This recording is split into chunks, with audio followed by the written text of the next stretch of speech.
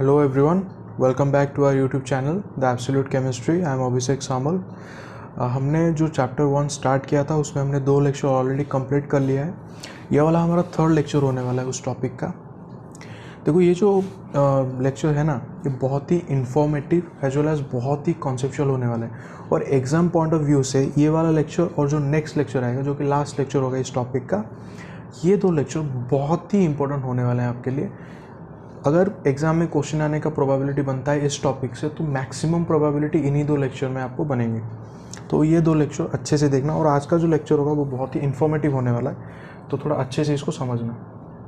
देखो हमने last class जो 2 क्लास हमने पढ़ा था, पहले लेक्चर में हमने केमिकल रिएक्शंस को कंप्लीट कर लिया था, उसके कैरेक्टरिस्टिक्स किस तरह के चेंजेस होते हैं वो सब पढ़ लिया था. सेकेंड लेक्चर में हमने केमिकल इक्वेशन को ख़त्म कर लिया था, कैसे उसको बैलेंस करना होता है, कैसे एक केमिकल रिएक्शन को एक अप्रोप्रिएट केमिकल इक्वेशन में उसको सिंबलाइज करके रिप्रेजेंट करना है, वो भी हमने देख लिया था. सारे जो उसके कैरेक्टर्स हमने देख लिया था. जिन्होंने वो लेक्चर्स नहीं देखा है वो प्लीज़ आप चैनल में जाके प्लेलिस्ट में है वो आप जाके देख लीजिए, वरना ये समझना थोड़ा दिक्कत होगा. ठीक है, तो आज हम लोग स्टार्ट करेंगे. जैसे कि थंबनेल में आपने देख लिया होगा ऑलरेडी कि types of chemical reactions. Types of chemical reactions को आज हम लोग पढ़ेंगे. देखिए, पहली बात तो इसको जो हमने कैटेगराइज किया गया है, इसका जो कैटेगराइज किया गया है, हमें जानना होगा कि ये किस बेसिस पे हम लोगों ने किया है, इसका क्राइटेरिया क्या था, on the basis of what. देखो मैं पहले लिख देता हूँ फिर आपको बताता हूँ कि ऑन द बेसिस ऑफ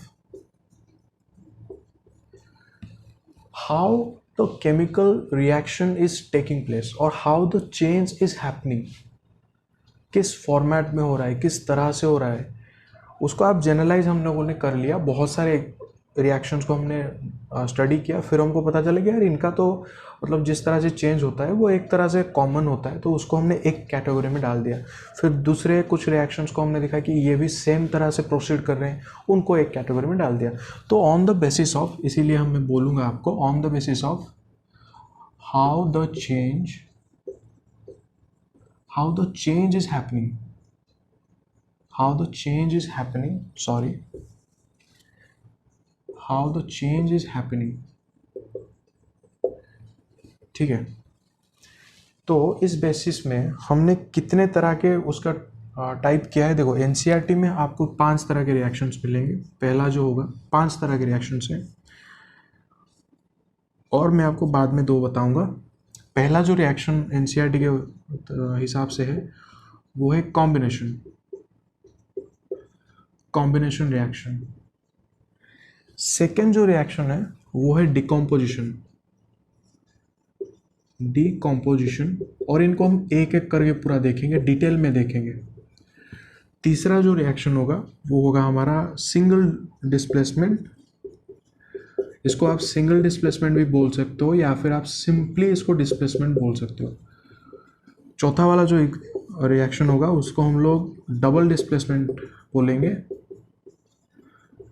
इनको डबल डिस्प्लेसमेंट बोलते हैं, इसलिए इसको सिंगल बोलते हैं.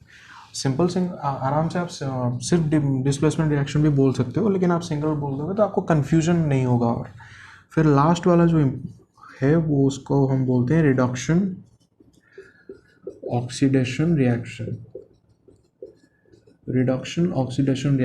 और इसको हम लोग बोलते हैं रिडॉक्स रिएक्शंस. इनको हम लोग रिडॉक्स रिएक्शंस भी बोलते हैं. देखो और 2 तरह के रिएक्शंस भी आप पढ़ सकते हो. एक तो है न्यूट्रलाइजेशन और दूसरा वाला है प्रेसिपिटेशन.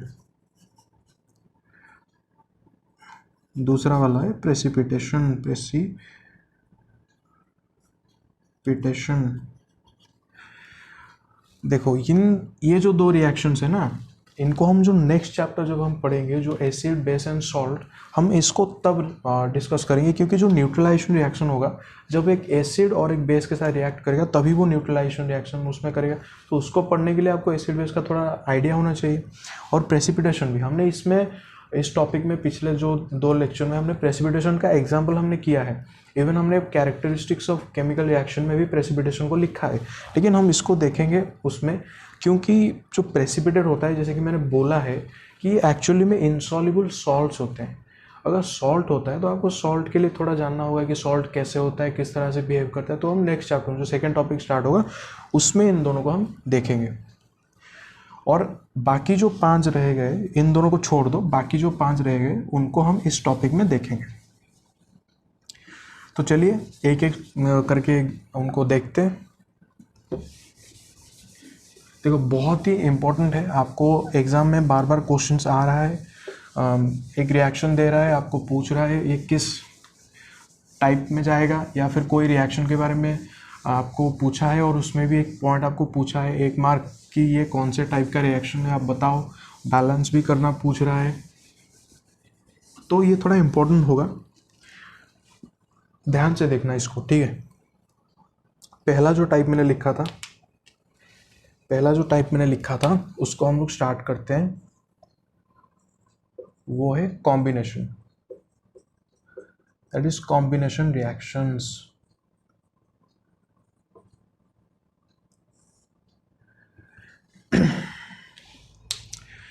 देखो पहले इसका जो मीनिंग है वो समझो। कॉम्बिनेशन रिएक्शन, ये जो टर्म आपको सुनाई दे रहा है कंबाइन से ये वाला टर्म डिराइव हमने किया है। तो कंबाइन, अगर हम बोल रहे हैं कि ये जो रिएक्शंस होते हैं इनमें कंबाइन का टर्म से इसको हमने डिराइव किया, तो इसका मतलब क्या होगा? इसका मतलब ये है कि 2 या फिर उससे ज़्यादा जो रिएक्टेंट्स होते हैं, अगर वो एक दूसरे के साथ कंबाइन करेंगे और एक सिंगल प्रोडक्ट बनाएंगे, 2 रिएक्टेंट्स अगर एक दूसरे के साथ कंबाइन करेंगे और एक सिंगल प्रोडक्ट बनाएंगे, तो उस तरह के जो रिएक्शंस होते हैं उनको हम कॉम्बिनेशन रिएक्शन में बोलेंगे। तो इसका डेफिनेशन भी पूछता है, तो इसका डेफिनेशन आप सिंपली यही वाला लिखना कि द रिएक्शन इन विच 2 और मोर रिएक्टेंट्स। देखो ये रिएक्टेंट्स जब मैं बोल रहा हूँ तो ये या तो एलिमेंट्स हो सकते हैं, मतलब कि कोई एटम वगैरह हो सकता है, सेम एटम एलिमेंट्स हो सकते हैं, या फिर कोई कंपाउंड हो सकता है। कंपाउंड मतलब जैसे कि कोई H2O, CO2, वो एक कंपाउंड है। 2 और मोर रिएक्टेंट, जिसमें कि वो रिएक्टेंट्स या तो एलिमेंट्स हो सकते हैं या फिर कंपाउंड्स हो सकते हैं, और रिएक्ट और combine together to form a single product, उसको हम लोग बोलते हैं। इस तरह के जो रिएक्शंस होते हैं उनको हम कॉम्बिनेशन रिएक्शंस के अंडर हम लोग पढ़ते हैं। देखो इसका एक फॉर्मेट में, हर एक जो टाइप होता है ना उसका कोई एक फॉर्मेट में बताऊंगा, उस फॉर्मेट को अच्छे से याद रखना, क्योंकि जब आपको क्वेश्चन कोई पूछेगा, कोई भी आपको एक रिएक्शन लिखा होगा तो आप चेक करना उस फॉर्मेट को कि इस फॉर्मेट में वो सेटिस्फाई कर रहा है। अगर कर रहा होगा तो वो उस टाइप का होगा। देखो इसका जो फॉर्मेट होगा, मैं बोल रहा हूँ, देखो यहाँ पे आप 2 चीज़ को अंडरलाइन करो। पहले 2 और मोर रिएक्टेंट्स, सिंगल प्रोडक्ट, 2 या फिर 2 से ज़्यादा रिएक्टेंट्स मिलकर अगर एक सिंगल प्रोडक्ट बनाएंगे तो उसको हम कॉम्बिनेशन रिएक्शन में पढ़ते हैं। तो एक जो रिएक्शंस का फॉर्मेट क्या होता है, सपोज एक रिएक्टेंट आपका A होता है, दूसरा रिएक्टेंट आपका B होता है, तो ये दोनों कंबाइन करते हैं और वो एक सिंगल प्रोडक्ट बनाते हैं। ठीक है, वो एक सिंगल प्रोडक्ट बनाते हैं। देखो ये आपका एक रिएक्टेंट A, दूसरा रिएक्टेंट B, जो प्रोडक्ट बना वो था AB। यही है कॉम्बिनेशन रिएक्शन का फॉर्मेट। अगर इस फॉर्मेट को सेटिस्फाई करेगा तभी आप बोलोगे कि ये वाला जो रिएक्शंस होते हैं वो कॉम्बिनेशन रिएक्शन होते हैं। तो चलो कुछ एग्जांपल्स देखते हैं। एग्जांपल देखो, एक बहुत ही कॉमन सा एग्जांपल है जिसको इस प्रीवियस 2 टॉपिक्स में हमने बहुत बार पढ़ चुका है, वो है फॉर्मेशन ऑफ वाटर। देखो जब आप हाइड्रोजन गैस लेते हो साथ में ऑक्सीजन गैस लेते हो तो फॉर्म होता है क्या? Water molecule. तो आप इसको कैसे जानोगे कि ये कॉम्बिनेशन रिएक्शन हो रहा है? इसी फॉर्मेट से जानोगे आप। ठीक है, आपके लिए हमारा ये बन गया ए, ये बन गया बी, ठीक है, ये बन गया ए, ये बन गया बी, और ये वाला हमारा बन गया ए बी। तो आप बोलोगे कि देखो ये एक रिएक्टेंट और ये एक रिएक्टेंट और दोनों मिलकर एक सिंगल प्रोडक्ट बना रहे हैं, दो रिएक्टेंट्स मिलकर एक सिंगल प्रोडक्ट फॉर्म कर रहे हैं, तो इसको आप कॉम्बिनेशन रिएक्शन में डालोगे।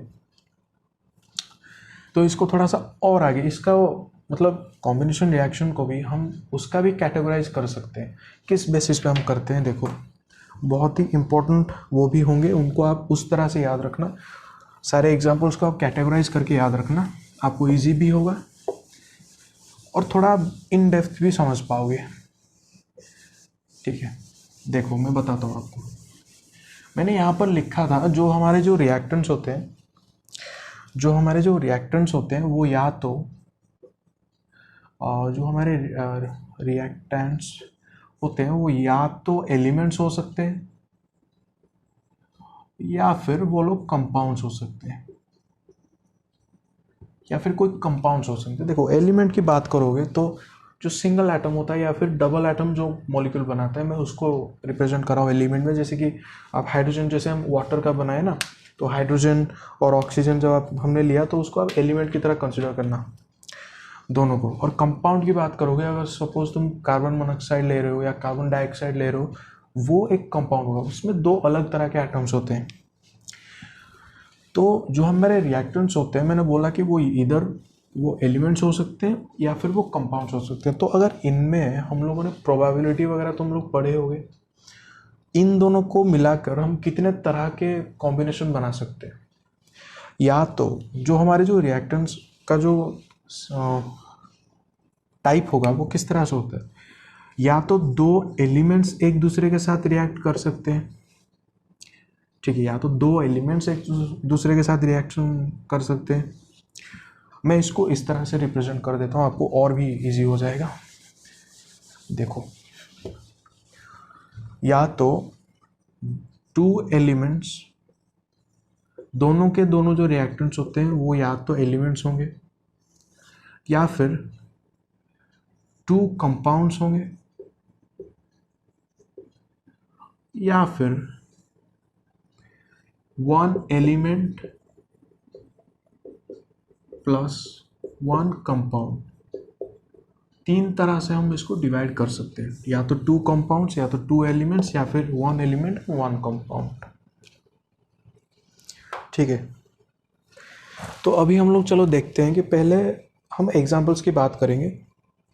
जब हम लोग टू एलिमेंट्स की बात कर रहे हो, जब मतलब कि दोनों के दोनों रिएक्टेंट्स एलिमेंट्स होंगे, तो उसके जो एग्जांपल्स होते हैं वो मैं आपको लिखा देता हूँ। देखो ये वाला बहुत ही इंफॉर्मेटिव टॉपिक है, आपको पूछेगा अगर शॉर्ट नोट में या 3 मार्क्स के जो क्वेश्चंस आपका आएंगे उसमें अगर पूछेगा कि कॉम्बिनेशन रिएक्शन बताओ, उसमें उसका एग्जांपल्स दो, आप उसको इस तरह से कैटेगराइज करके देना, तो आपको बहुत मतलब ईजी हो जाएगा। देखो तो मैं इस तरह से आपको बता रहा हूँ। एक एग्जाम्पल मैं ऑलरेडी बता चुका हूँ आपको, फॉर्मेशन ऑफ वाटर। देखो जितने केमिकल इक्वेशंस में लिखूंगा उनको मैं बिल्कुल भी बैलेंस नहीं करूंगा, वो आपका काम है, मैं आपके लिए वो छोड़ रहा हूँ। आप देखोगे उस रिएक्शन को लिखोगे और जब लिखना उस वक्त आप उसको बैलेंस करना खुद से। एनसीईआरटी में बैलेंस फॉर्म में लिखा है, उसमें देख मत लेना, खुद से थोड़ा ट्राई करना। देखो पहली बात तो है कि ये फॉर्मेशन ऑफ वाटर का एग्जाम्पल हुआ, ये हो गया फॉर्मेशन ऑफ वाटर, इसको तो पता है आपको। सेकेंड जो एग्जाम्पल होगा बर्निंग ऑफ कोल, सेकेंड हमारा एग्जाम्पल है बर्निंग ऑफ कोल। उसमें क्या है, देखो आप कार्बन ले रहे हो, मतलब कोल सी वो कार्बन से ही फॉर्म होता है, पूरा का पूरा स्ट्रक्चर कार्बन ही होता है।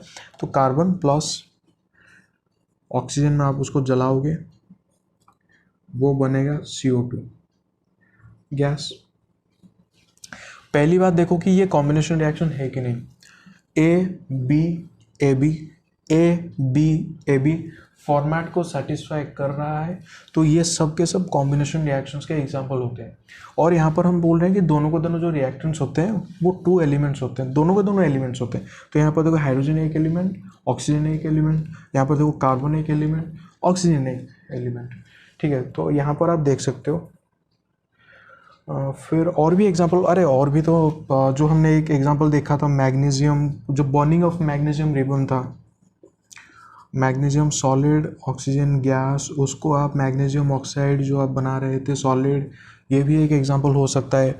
और क्या एग्जांपल हो सकता है, और एक एग्जांपल आप लिख लो कि H2 gas plus chlorine gas, आप इसको अगर बनाओगे तो वो बनेगा HCl गैस।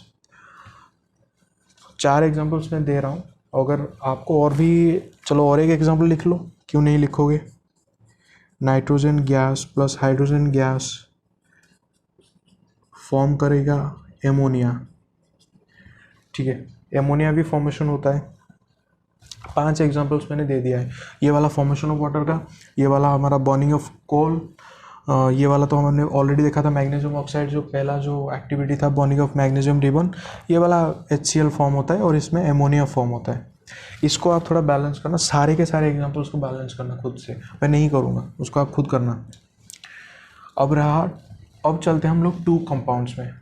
देखो आपको नोट्स बनाना होगा तो आप स्क्रीनशॉट ले लेना या फिर पॉज कर देना, स्क्रीनशॉट लेके रख देना। अगर आप साइमल्टेनियसली बनाना चाहो तो पॉज करके बना सकते हो, ठीक है। देखो 2 कंपाउंड्स की बात हम लोग करेंगे यहाँ पर, थोड़ा सा इम्पोर्टेंट है, ऑलरेडी हमने इसको पढ़ लिया है, ऑलरेडी पढ़ा है इस एग्जाम्पल को, मैं इसको थोड़ा सा आगे लेके जाऊँगा, तो थोड़ा सा आपको ध्यान से सुनो। देखो मैंने जब आपको जो हीट इवॉल्व का बताया था ना, हीट जो चेंज ऑफ टेम्परेचर में बताया था, ये वाला एग्जांपल, कि हम लोग जो क्विक लाइम हमारा होता है वॉल पेंट के लिए जिसको यूज़ करते हैं, क्विक लाइम कैल्शियम ऑक्साइड, क्या नाम है उसका, क्विक लाइम। बार बार इसको लिखो, कॉमन नेम्स को याद रखना।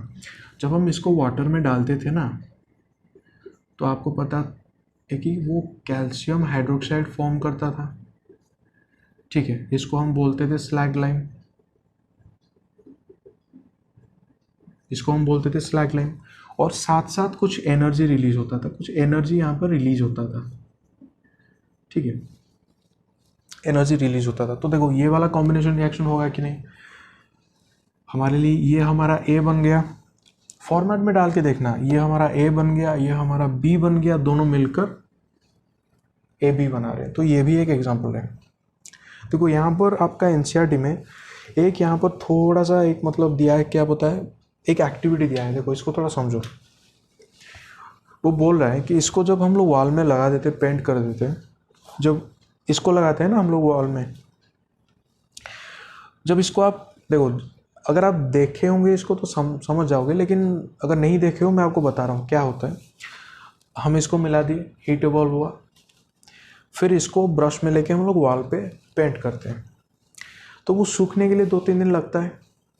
जब आप वो 2-3 दिन, जो पहला जो 2-3 दिन होता है ना, जो पहला का जो 2-3 दिन होता है, देखना वो जो कलर आता है ना, वो इतना शाइन नहीं करता, वो थोड़ा सा मतलब डल होता है, वो इतना शाइन नहीं करता। लेकिन 2-3 दिन बाद आप देखोगे उस कलर में जो वॉल होता है ना, वो एक मतलब एक मस्त एक शाइनी फिनिश आ जाता है। ऐसा क्यों? ऐसा इसलिए होता है, देखो ये जो रिएक्शन है वो कॉम्बिनेशन रिएक्शन नहीं है, लेकिन आप इसको देखो कि क्या हो रहा है। आप जब स्लैग लाइम को हमने वॉल पे लगा दिया है, ये उसका एग्जांपल नहीं है, अलग है, तो इसको मैं स्टार मार्क करके लिख रहा हूँ। ये हमारा कैल्शियम हाइड्रोक्साइड होगा, ये हमारा कैल्शियम हाइड्रोक्साइड है। इसको जब तुम छोड़ दोगे ना, वॉल पे ये लगा हुआ है, जब ये एटमॉस्फेरिक कार्बन डाइऑक्साइड के प्रेजेंस में आएगा, जब ये एटमॉस्फेयर से आपको उसको मिलेगा, जैसे मैं ATM से उसको मेंशन कर रहा हूँ एटमॉस्फेयर का, और जब ये एटमॉस्फेरिक कार्बन डाइऑक्साइड के साथ मिलेगा ना, इसको मिटा रहा हूँ मैं, इसको दोबारा करूँगा, और इसको आप जब 2-3 डेज आप टाइम दे दोगे, जब वो सूखेगा थोड़ा 2-3 डेज आप इसको टाइम दोगे, तो ये फॉर्म करेगा, हाँ, CaCO3 सॉलिड प्लस, सॉलिड कैसे बनाएगा, H2O लिक्विड, हाँ सॉलिड बनाएगा, ऑब्वियसली बनाएगा, ठीक है, CaCO3 सॉलिड प्लस H2O। ये वाला जो बना ना, ये वाला, इसको हम लोग बोलते हैं अपना कैल्शियम कार्बोनेट। कैल्शियम कार्बोनेट, देखो कोई भी केमिकल इक्वेशन आप लिख रहे हो उसके नीचे, उस कंपाउंड के नीचे उसका नेम लिख देना, वो थोड़ा बेटर है, मतलब इम्प्रेशन जमता है कि हाँ इसको पता है थोड़ा सा। तो ये देखो, ये जो कैल्शियम कार्बोनेट बनता है इसका कॉमन नेम हम लोग लाइमस्टोन बोलते हैं। जो नेचर में अगर कैल्शियम कार्बोनेट मिलता है तो वो लाइमस्टोन के फॉर्म में मिलता है। और इसी के वजह से ना वो शाइनिंग, जो थोड़ा सा शाइन आता है, जो फिनिश, वो इसी के वजह से था। क्यों? हम जो घर पे जो मार्बल यूज़ करते हैं ना, जो फ्लोर में, ताकि वो शाइनी फ्लोर के लिए जो मार्बल यूज़ करते हैं उसका भी मॉलिक्यूलर फॉर्मूला यही होता है। ये मार्बल का मॉलिक्यूलर फॉर्मूला होता है, ये मार्बल ही होता है। तो इसीलिए due to this you will find a shiny finish on the wall after 2-3 days। 2-3 दिन के बाद वो वॉल में थोड़ा सा शाइनी फिनिश आ जाता है। तो उसका रीज़न ये होता है। ये एक एक्टिविटी की तरह है। देखो ये वाला एडिशन रिएक्शन डेफिनेटली नहीं है, क्योंकि देखो चलो ये हमारा ए हो गया, ये हमारा बी हो गया, लेकिन यहाँ पे 2 प्रोडक्ट्स बन रहे हैं। हमें चाहिए था 1 प्रोडक्ट, वहाँ पे 2 प्रोडक्ट बन रहा है। तो इसको आप नहीं, हम लोग इसके एग्जाम्पल में नहीं कंसिडर करेंगे। मैं इसका थोड़ा सा एक्स्ट्रा पॉइंट, लेकिन ये वाला इसका एग्जाम्पल है कॉम्बिनेशन का। ठीक है, तो चलो इसको मैं इरेज कर रहा हूँ। फिर हम जो 1 एलिमेंट और 1 कंपाउंड का हम लोग थोड़ा देख लेते हैं। आप इसको थोड़ा सा बैक कर लेना और उसको आप लिख लेना पहले, उसके बाद मैं थोड़ा स्पेस तो मुझे चाहिए ना, तो इसलिए मैं थोड़ा इसको मिटा दिया। देखो इसके लिए मैं बता रहा हूँ आपको, इसका एग्जांपल बता रहा हूँ। देखो 1 एलिमेंट 1 कंपाउंड में मतलब एक रिएक्टेंट एलिमेंट, एक एलिमेंट होगा और दूसरा वाला एक रिएक्टेंट होगा। मैं एक एग्जांपल लिख रहा हूँ। देखो सपोज कार्बन मोनोऑक्साइड के साथ जब आप ऑक्सीजन मिलाओगे तो हमें मिलता है carbon dioxide, gas gas gas. ये वाला एक कंपाउंड है। पहली बात तो है कि कॉम्बिनेशन है कि नहीं, ए बी। फिर 1 एलिमेंट 1 कंपाउंड का एग्जांपल है कि नहीं, ये वाला एक कंपाउंड है, C&O, दोनों मिलकर ये कंपाउंड को बनाए, कार्बन और ऑक्सीजन मिलकर इसको बनाए, तो ये एक कंपाउंड है। लेकिन ये वाला ऑक्सीजन ये एलिमेंट में जाएगा, एलिमेंट, और फिर एक सिंगल प्रोडक्ट फॉर्म कर रहा है।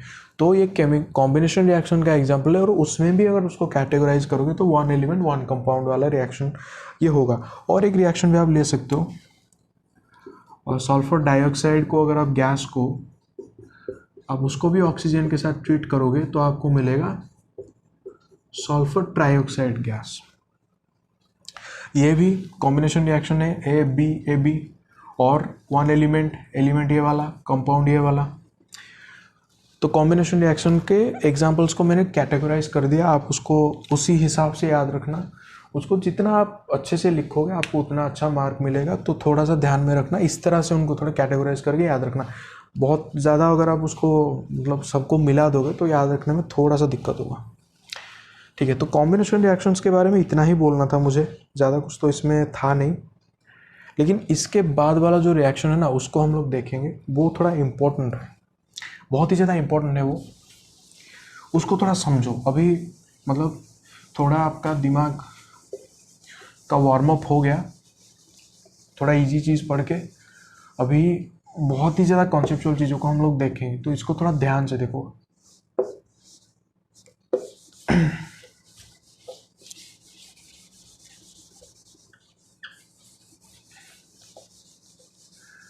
ठीक है,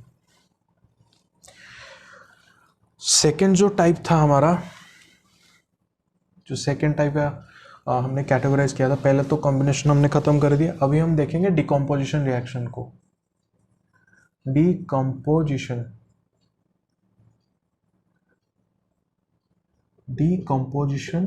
रिएक्शंस को अभी हम लोग देखेंगे। देखो पहली बात तो नाम से इसको समझो। डिकम्पोज उसी टर्म से ये डिराइव हुआ है। एक समझ गए, एक का फॉर्मेट आपने समझ लिया, बाकी का फॉर्मेट आप समझ जाओगे, कोई दिक्कत नहीं होगा। डिकम्पोजिशन रिएक्शन में डिकम्पोज वर्ड से ये डिराइव हुआ है। तो डिकम्पोज का मतलब क्या है? डिकम्पोज का मतलब है कि टूटना। कॉम्बिनेशन का मतलब था जुड़ना, डिकम्पोजिशन का मतलब था टूटना। ये एग्जैक्टली कॉम्बिनेशन का अपोजिट वाला रिएक्शन होता है। ठीक है, डिकम्पोजिशन बहुत ही आपको कोई डिफिकल्ट नहीं होना चाहिए। डिकम्पोजिशन का मतलब क्या हुआ कि जुड़ के था पहले से, ये अब टूट गया, डिकम्पोज हो गया, उसी का नाम है डिकम्पोजिशन। तो उसका जो डेफिनेशन आप बोलोगे वो ये होगा, डेफिनेशन मैं पहले लिखता हूँ और उसका फॉर्मेट फिर मैं बता दूंगा आपको। डेफिनेशन आपको अगर पूछेगा तो आप क्या लिखोगे, लिखोगे कि the type of reaction which one reactant breaks, टूट रहा है ऑब्वियसली, और डिकम्पोज, ब्रेक्स और decompose to form two or more products. ठीक है, वन रिएक्टेंट ब्रेक्स और decompose to form two or more products, अगर ऐसा होगा तो उनको हम बोलेंगे डिकम्पोजिशन रिएक्शन। इसका फॉर्मेट कैसा होगा, ऑब्वियसली पूरा आप मैंने बोला कॉम्बिनेशन का ऑपोजिट, कॉम्बिनेशन का फॉर्मेट था A plus B gives rise to A B, इसका प्रोडक्ट होगा, इसका मतलब फॉर्मेट होगा A B decompose and forms A plus B. ठीक है, देखो यहाँ पर एक प्रोडक्ट था, एक रिएक्टेंट हमारा ए बी था, वो टूट गया, डिकम्पोज हो गया और वो उसने दो प्रोडक्ट्स बना दिए ए और बी अलग अलग। इस तरह के जो रिएक्शंस होते हैं उनको हम बोलते हैं डिकम्पोजिशन रिएक्शंस। ठीक है, इनको हम लोग बोलते हैं डिकम्पोजिशन रिएक्शंस। तो इसको थोड़ा सा चलो देखो, ये वाला बहुत ही, इसको भी कैटेगराइज करेंगे एक, लेकिन पहले एक एग्जांपल को चलो समझते हैं। देखो जो हमने देखा था वो जो क्विक लाइम वाला एग्जांपल, जब नेचर में जब हमको क्विक लाइम मिलता है ना, जो नेचर में जब हमको क्विक लाइम मिलता है तो उसको हम कैसे एक्सट्रैक्ट करते हैं, मतलब उससे हमें उसको लाकर हम करते क्या हैं। तो उसका हो गया CaCO3 कैल्शियम कार्बोनेट, इसको हम लोग लाते हैं, पता है इसको क्या करते हैं, इसको ना हीट यूज़ कर हम लोग हीट को यूज़ करते हैं और इसको क्या करते हैं, इसको हम लोग तोड़ देते हैं हीट यूज़ करके, तोड़कर हमें CaO solid plus CO2 gas हमको मिलता है। समझो इसको, देखो हमने नेचर से लाया, हमने लाइमस्टोन, उसको हमने हीट किया, ये स्पेशल कंडीशन था तो मैंने इसलिए एरो के ऊपर उसको रिप्रेजेंट किया, हमने उसको हीट कर दिया, जब हीट किया वो टूट गया, डिकम्पोज हो गया, डिकम्पोज होकर क्या हुआ, हमें कैल्शियम ऑक्साइड जो हमारा क्विक लाइम था, मैं बार बार इसको लिख रहा हूँ ताकि आपके दिमाग में ये पूरा फोटोकॉपी की तरह छप जाए, इसका नाम क्या था, क्विक लाइम, और उसके साथ कार्बन डाइऑक्साइड गैस इवॉल्व हो रहा है। पहला चीज़ आप देखो कि ये डिकम्पोजिशन रिएक्शन है कि नहीं, कैसे जानोगे फॉर्मेट, ये वाला क्या था हमारे लिए, ये वाला हमारा ए बी था, ये वाला बन गया हमारा ए, ये वाला बन गया हमारा बी, एक रिएक्टेंट टूट कर या डिकम्पोज होकर दो प्रोडक्ट बना रहा है, सिंपल फॉर्मेट में डाल देना, कोई दिक्कत नहीं होगा। आपको ऐसे एक रिएक्शन दे दिया होगा, सपोज ये वाला रिएक्शन आपको एग्जाम में आ गया, क्वेश्चन था कि आप बताओ कि ये कौन से टाइप में जाएगा, ये किस तरह का रिएक्शन होगा, कॉम्बिनेशन होगा, डिकम्पोजिशन होगा कि क्या होगा। आप देखोगे कोई बात नहीं, फॉर्मेट देखो, एक आप यहाँ पर भी अंडरलाइन करो, एक reactant to or more products, बस इतना ढूंढना, एक reactant to or more products, decomposition reaction, that's it, simple. देखो ये तो बहुत इजी है, अब तक तो बहुत इजी था, लेकिन यहाँ पर समझने वाला मतलब क्या चीज़ है, यहाँ पर समझने वाला ये जो हीट मैंने लिखा है ना, इसको समझने वाला चीज़ यही है। देखो मैं आपको बता रहा हूँ, समझो, थोड़ा आराम से समझो, मैं पूरा आपको बहुत ही नॉर्मल से मैं समझा रहा हूँ।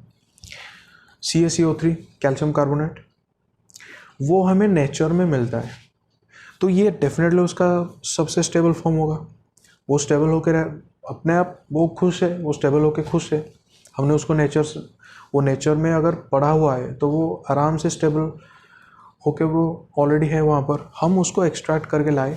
हमें चाहिए था ये वाला क्विकलाइम, ये हम सीमेंट फैक्ट्री में इसको यूज़ करते हैं, सीमेंट मैन्युफैक्चरिंग में, तो इसलिए हमें इसका प्रोडक्शन हमारे लिए ज़रूरी होता है। तो इसको इसलिए हम लेके आए और फिर उसको हमने चाहा कि हमें तो कैल्शियम ऑक्साइड चाहिए इससे, तो हम उसको हीट क्यों दिए, क्या ज़रूरी था हीट। देखो केमिस्ट्री में दो चीज़ हमेशा याद रखना, bond formation and bond breaking. Bond formation and bond breaking, जब देखो बॉन्ड, यहाँ पर एक बॉन्ड ब्रेक हो रहा है क्योंकि टूट रहा है, कोई कंपाउंड टूट रहा है, तो बॉन्ड ब्रेकिंग में होता क्या है। देखो कंपाउंड मैंने जो हमने पहले लेक्चर का जो लास्ट मैंने समझाया था वहाँ पर मैंने समझाया था, फिर से मैं समझा रहा हूँ, उस चीज़ को ध्यान से सुनो। बॉन्ड फॉर्म हुआ है, एक अट्रैक्शन हुआ है, एक अट्रैक्शन करके वो लोग स्टेबल है एक दूसरे के साथ, वो नहीं चाहते अलग होना, आप उनको एक दूसरे से अलग करना चाहते हो, आप उनका जो अट्रैक्शन है उसको तोड़ना चाहते हो फोर्सिबली, वो नहीं चाहते टूटना, तो आप उसको अगर तोड़ना चाहते हो तो डेफिनेटली आपको बाहर से कोई एनर्जी देना पड़ेगा। ऑब्वियसली आप किसी भी तरह का एनर्जी दे सकते हो, इनके लिए हीट चाहिए था, आप किसी को आप कोई दूसरे फॉर्म का एनर्जी तो वो तो हम देखेंगे, इसके लिए हमें हीट देना पड़ा, क्योंकि अगर हीट जब हमने दिया तो जो बॉन्ड था वो ब्रेक हुआ, फिर जाके दो प्रोडक्ट्स बन रहा है।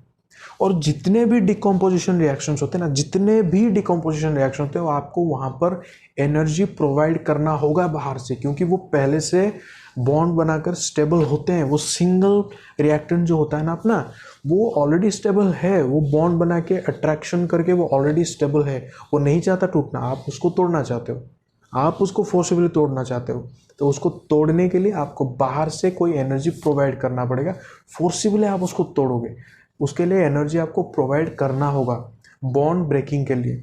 तो यहाँ पर आप, तो अब हो गया इम्पोर्टेंट चीज़ों का शुरुआत। अब थोड़ा सा आप अभी ध्यान लगाओ और मज़ा भी आएगा। देखो मैं बता रहा हूँ, मैं आपको पूरा लेमैन समझ के समझाऊंगा कि जैसे आपको कुछ आइडिया नहीं, उसी हिसाब से मैं समझाऊंगा। देखो तो हमने बोला कि जितने भी डिकम्पोजिशन रिएक्शंस होते हैं उनके लिए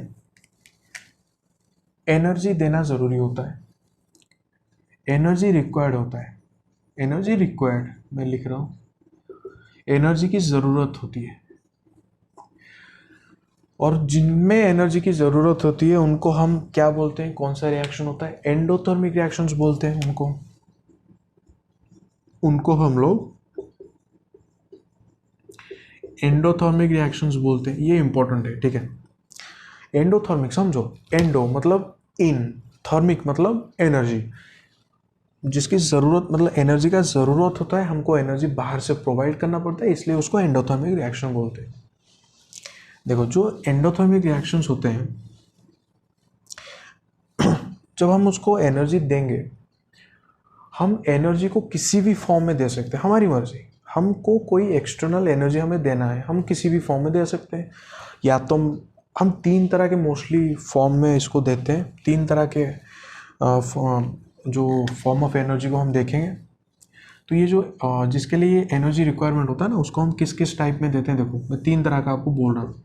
पहले तो आप हीट के थ्रू दे सकते हो, मतलब इन energy in the form of heat, या फिर आप उसको इलेक्ट्रिक करंट के थ्रू आप मतलब फॉर्म में आप दे सकते हो, energy in the form of electric current आप अप्लाई कर सकते हो, या फिर energy in the form of light आप यूज़ कर सकते हो। अगर आप हीट यूज़ करके डिकम्पोजिशन करवा रहे हैं तो उस टाइप के जो रिएक्शंस होते हैं उनको आप बोलोगे थर्मल डिकम्पोजिशन, उनको आप थर्मल डिकम्पोजिशन बोलोगे। अगर आप इलेक्ट्रिक करंट आप यूज़ करके आप डिकम्पोजिशन रिएक्शन बोलते हो तो आप उसको इलेक्ट्रोलाइटिक डिकम्पोजिशन बोलोगे, मतलब शॉर्ट फॉर्म में लिख रहा हूँ। अगर आप लाइट को यूज़ करके डिकम्पोजिशन करवाओगे तो उस रिएक्शन को आप फोटोलाइटिक डिकम्पोजिशन बोलोगे। ठीक है, एनर्जी को हमने 3 फॉर्म में डिवाइड किया कि किस फॉर्म में हम दे सकते हैं। या तो हम हीट के फॉर्म में दे सकते हैं, या फिर आप इलेक्ट्रिक करंट के फॉर्म में हम लोग दे सकते हैं, या फिर लाइट के फॉर्म में देंगे। अगर हीट के फॉर्म में हम देंगे तो उसको हम थर्मल डिकम्पोजिशन बोलेंगे। अगर इलेक्ट्रिक करंट के थ्रू उसको देंगे तो इलेक्ट्रोलाइटिक डिकम्पोजिशन बोलेंगे। लाइट के थ्रू देंगे तो उसको फोटोलाइटिक डिकम्पोजिशन हम लोग बोलेंगे। ठीक है, तो चलो इनको हम अलग अलग पढ़ेंगे और इनका जो एग्जाम्पल होगा उसको हम उसी के कैटेगरी में पढ़ेंगे। तो पहला जो हम लोग डिकम्पोजिशन, टाइप ऑफ डिकम्पोजिशन हम देखेंगे वो होगा थर्मल डिकम्पोजिशन। ठीक है, पहला जो टाइप होगा, देखो इसका जो सब कैटेगरी हो गया उसमें पहला हम लोग देखेंगे थर्मल डिकम्पोजिशन।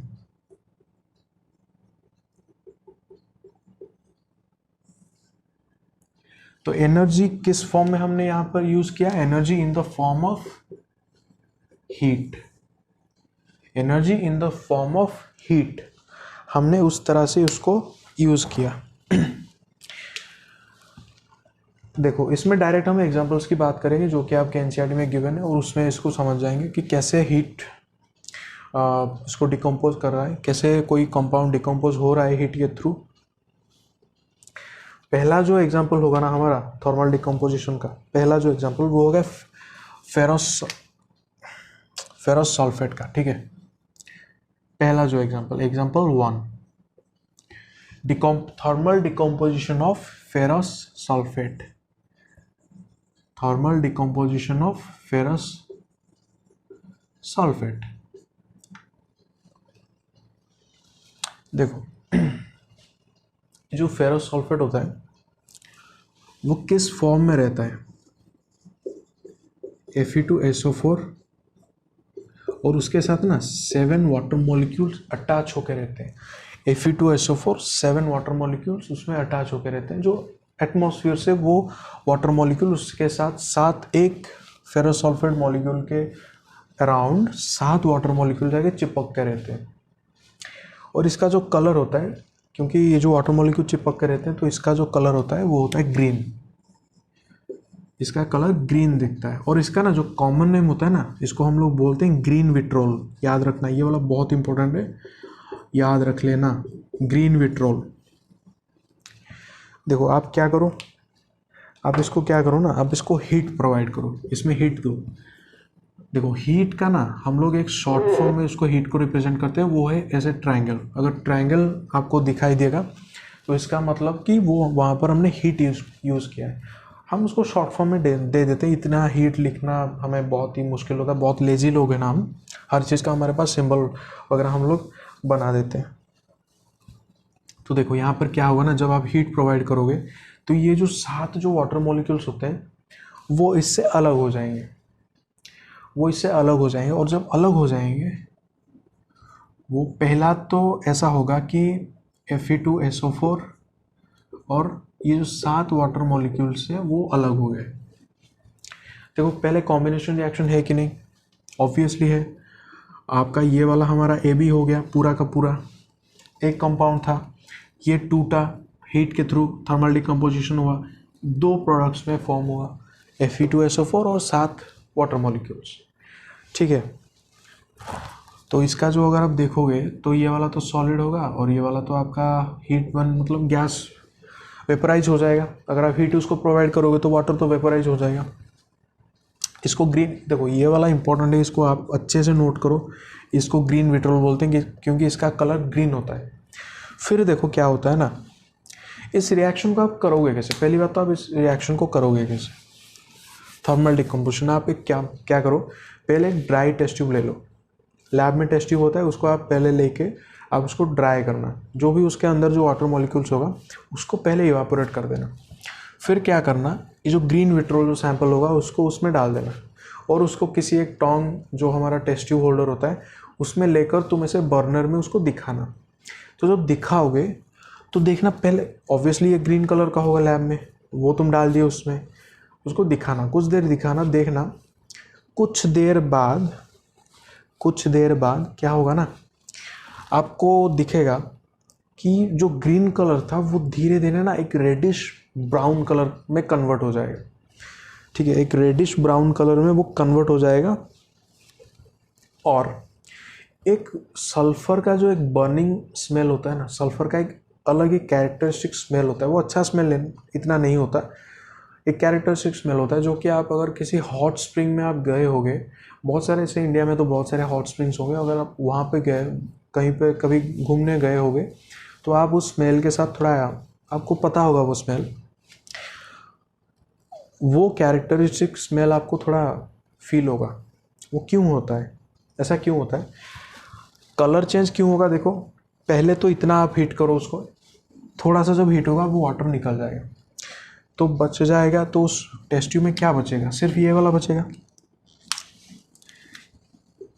Fe2SO4 सॉलिड बचेगा।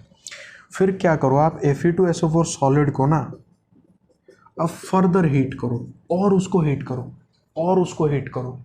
जब और उसको हीट करो तो आप देखना वो ये वाला फेरिक ऑक्साइड बन जाएगा। उसको हीट करना तो ये वाला फेरिक ऑक्साइड बनेगा, साथ में ना सल्फर डाइऑक्साइड गैस, साथ साथ सल्फर ट्राइऑक्साइड गैस इवॉल्व होता है। दो गैस यहाँ पर इवॉल्व होंगे। दो जो हमने चेंजेस हमको मिला था कि पहला तो ग्रीन कलर जो था वो चेंज हुआ था रेडिश ब्राउन में, वो क्यों हुआ था? वो इसके लिए हुआ था, इसका जो कलर होता है वो होता है रेडिश ब्राउन, उसका कलर होता है रेडिश ब्राउन, जो फेरिक ऑक्साइड होता है। और इम्पोर्टेंट, वो जो बर्निंग स्मेल ऑफ सल्फर होता है ना, वो सल्फर डाइऑक्साइड का होता है। That burning smell of sulphur, वो सल्फर डाइऑक्साइड का होता है। वो गलती से भी सल्फर ट्राइऑक्साइड का मत बोल देना, बिल्कुल मत बोलना कि मैं वो सल्फर ट्राइऑक्साइड का हो सकता है, नहीं, वो सल्फर डाइऑक्साइड का ही होता है वो स्मेल। तो देखो थर्मल डिकम्पोजिशन ऐसे यहाँ पर कैसे हुआ। हमने जो फेरस सल्फेट लिया था उसमें हमने 7 वाटर मॉलिक्यूल्स यहाँ पर था, उसको पहले हमने हीट किया तो ये 7 वाटर मॉलिक्यूल इवापोरेट हो गए। बच गया सिर्फ टेस्ट ट्यूब में सिर्फ इसका जो सॉलिड वही बचा। फिर उसको हमने फर्दर हीट किया, जो फर्दर हीट किया तो वो कन्वर्ट हो गया फेरिक ऑक्साइड में। ये उसका मतलब इसमें फॉर्म हुआ और उसका कलर था रेडिश ब्राउन। फिर साथ साथ sulphur dioxide as well as sulphur trioxide भी उसमें फॉर्म हुआ, तो जो बर्निंग स्मेल था सल्फर का वो सल्फर डाइऑक्साइड का था। ये वाला भी देखो डिकम्पोजिशन रिएक्शन हो रहा है, क्यों? क्योंकि हमने यहाँ पर देखो एक रिएक्टेंट से स्टार्ट किया है, वो है Fe2SO4, FeSO4 लिख दिया मैंने, सॉरी कहाँ गया पेन, Fe2SO4 सॉलिड, हाँ वहाँ पर ठीक है। उसको आपने जलाया तो वो बन गया Fe2O3 फेरिक ऑक्साइड, और साथ साथ बन गया। तो एक रिएक्टेंट से शुरू हुआ, to or more than to, मैंने बोला था 2 और मोर देन 2, ABC यहाँ पर ABC एक ही कंपाउंड था, यहाँ पर अलग अलग हुए, ये वाला A बन गया, ये वाला B बन गया, ये वाला C बन गया। तो ये भी डिकम्पोजिशन रिएक्शन का एग्जाम्पल है, और ये थर्मल डिकम्पोजिशन का एग्जाम्पल है कि किस तरह से हम डिकम्पोजिशन करते हैं, वो भी डिफर करता है ना। तो ये वाला थर्मल डिकम्पोजिशन का रिएक्शन है। स्क्रीनशॉट ले लेना और इसका नोट्स बना लेना। देखो और एक, देखो इस तरह का और एक सिमिलर एग्जाम्पल मैं दे रहा हूँ आपको। सिमिलर एग्जाम्पल, ये आपका एनसीईआरटी में तो नहीं है, मैं आपको बता रहा हूँ। सिमिलर एग्जाम्पल याद रख लो। हमने फेरस सल्फेट देख लिया, अभी हम कॉपर सल्फेट देख लेते हैं। बहुत ही कॉमन सा, लैब में आपको बहुत बार ये कॉपर सल्फेट यूज़ करना पड़ता है, तो इसको देख लो। थर्मल डिकम्पोजिशन TD, सिर्फ थर्मल डिकम्पोजिशन TD में रिप्रेजेंट कर रहा हूँ, of copper sulphate. Okay, thermal decomposition of TD, that is copper sulphate. देखो ये हमें किस फॉर्म में मिलता है, ये हमें इसमें 5 वाटर मॉलिक्यूल चिपक के रहते हैं, 5 वाटर मॉलिक्यूल। इसका जो कलर होता है वो होता है ब्लू कलर। ये बहुत एक ब्यूटीफुल ब्लू कलर होता है। इसका जब आप सॉल्यूशन बनाओगे ना, मस्त एक ब्लू कलर आएगा, पूरा एक बढ़िया लगता, मस्त लगता है वो। इस तरह का एक कलर आएगा, बहुत अच्छा लगता है वो, ब्लू कलर का होता है। देखो जैसे हमने फेरस सल्फेट को ग्रीन विट्रोल बोला था ना, इसको हम लोग बोलते हैं ब्लू विट्रोल। इसका कलर होता है ब्लू, तो इसको हम लोग बोलते हैं ब्लू विट्रोल। फेरस सल्फेट था ग्रीन विट्रोल, कॉपर सल्फेट का कॉमन नेम है ब्लू विट्रोल, ठीक है। इसको क्या करो, इसको जब आप थर्मल डिकम्पोजिशन करोगे ना, पहले आप इसको 100 डिग्री तक आप हीट करो, 100 डिग्री सेंटीग्रेड आप इसको हीट करो। जब आप 100 डिग्री सेंटीग्रेड आप हीट करोगे ना, तो ये क्या करेगा पता है, ये जो 5 वाटर मॉलिक्यूल यहाँ पे चिपक के है ऑलरेडी, जिसको हम पेंटाहाइड्रेट बोलते हैं, पेंटाहाइड्रेट फॉर्म में वो रहता है, क्योंकि 5 होता है तो 5 को हम पेंटा बोलते हैं, पेंटाहाइड्रेट फॉर्म में वो रहता है। उसको आप 100 डिग्री तक हीट कर दो। इसमें क्या करेगा, वो 4 वाटर मॉलिक्यूल, 4 H2O मॉलिक्यूल वो माइनस रिलीज कर देगा, 4 मॉलिक्यूल। तो ये बन जाएगा क्या, ये बन जाएगा copper sulphate monohydrate. Copper sulphate monohydrate, ये मोनोहाइड्रेट फॉर्म में कन्वर्ट होगा। ये आराम से वो दे देगा, 100 डिग्री तक ले जाओ, वो 4 मॉलिक्यूल वो दे देगा। इसका जो कलर होगा ना, इसका देखो, ये जो वाटर मॉलिक्यूल की वजह से इसका कलर ब्लू होता है। जब 4 चले जाएंगे तो इसका कलर थोड़ा सा मतलब फेड हो जाएगा, और इसका ब्लूइश वाइट कलर एक आएगा, एक ब्लूइश वाइट, ये वाला एक कलर आएगा। इसको भी ड्राई टेस्ट ट्यूब में ही करोगे तुम। फिर क्या करो, इसको जब तुम फर्दर हीट करोगे ना, मैं इसे नीचे लिखा रहा हूँ, नीचे दिखा रहा हूँ, रिएक्शन ऐसे प्रोसीड कर रहा है, मैं आपको इस तरह से दिखा रहा हूँ, वहाँ स्पेस नहीं है। इसको आप 230 से 250 डिग्री सेंटीग्रेड तक अगर आप इसको हीट करोगे, तब जाके वो ये वाला वाटर मॉलिक्यूल को रिलीज करेगा। तब जब वो रिलीज करेगा, देन वो पूरा कॉपर सल्फेट सॉलिड, आपको प्योर कॉपर सल्फेट सॉलिड मिलेगा, उसमें कोई भी वाटर मॉलिक्यूल नहीं होता है। इसका जो कलर होता है वो होता है वाइट, ठीक है, इसका जो कलर होता है वो होता है वाइट। आपको फिर से कॉपर सल्फेट सॉलिड मिल गया, जिस तरह से हमें फेरस सल्फेट सॉलिड मिला था।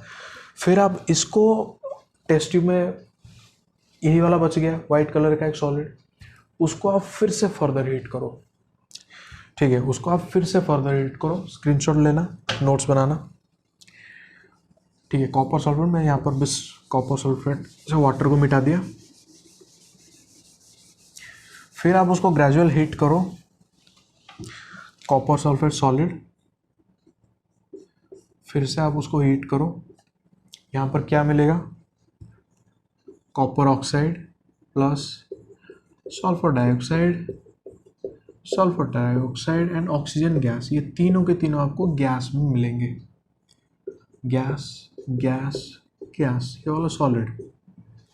और ये वाला जो कॉपर ऑक्साइड होता है ना, कॉपर ऑक्साइड में हमारा बनता है, इसका कलर ना ये ब्लैक कलर का होता है, ठीक है, ब्लैक कलर का होता है। तो आप देखो, आप जान जाओगे जब वो जो देखो, पहले क्या था, पहले हमारे पास प्योर ब्लू था, प्योर ब्लू, पूरा इस तरह का एक कलर होगा, कॉपर सल्फेट का इसी तरह का कलर है, पूरा प्योर ब्लू कलर के क्रिस्टल्स होंगे।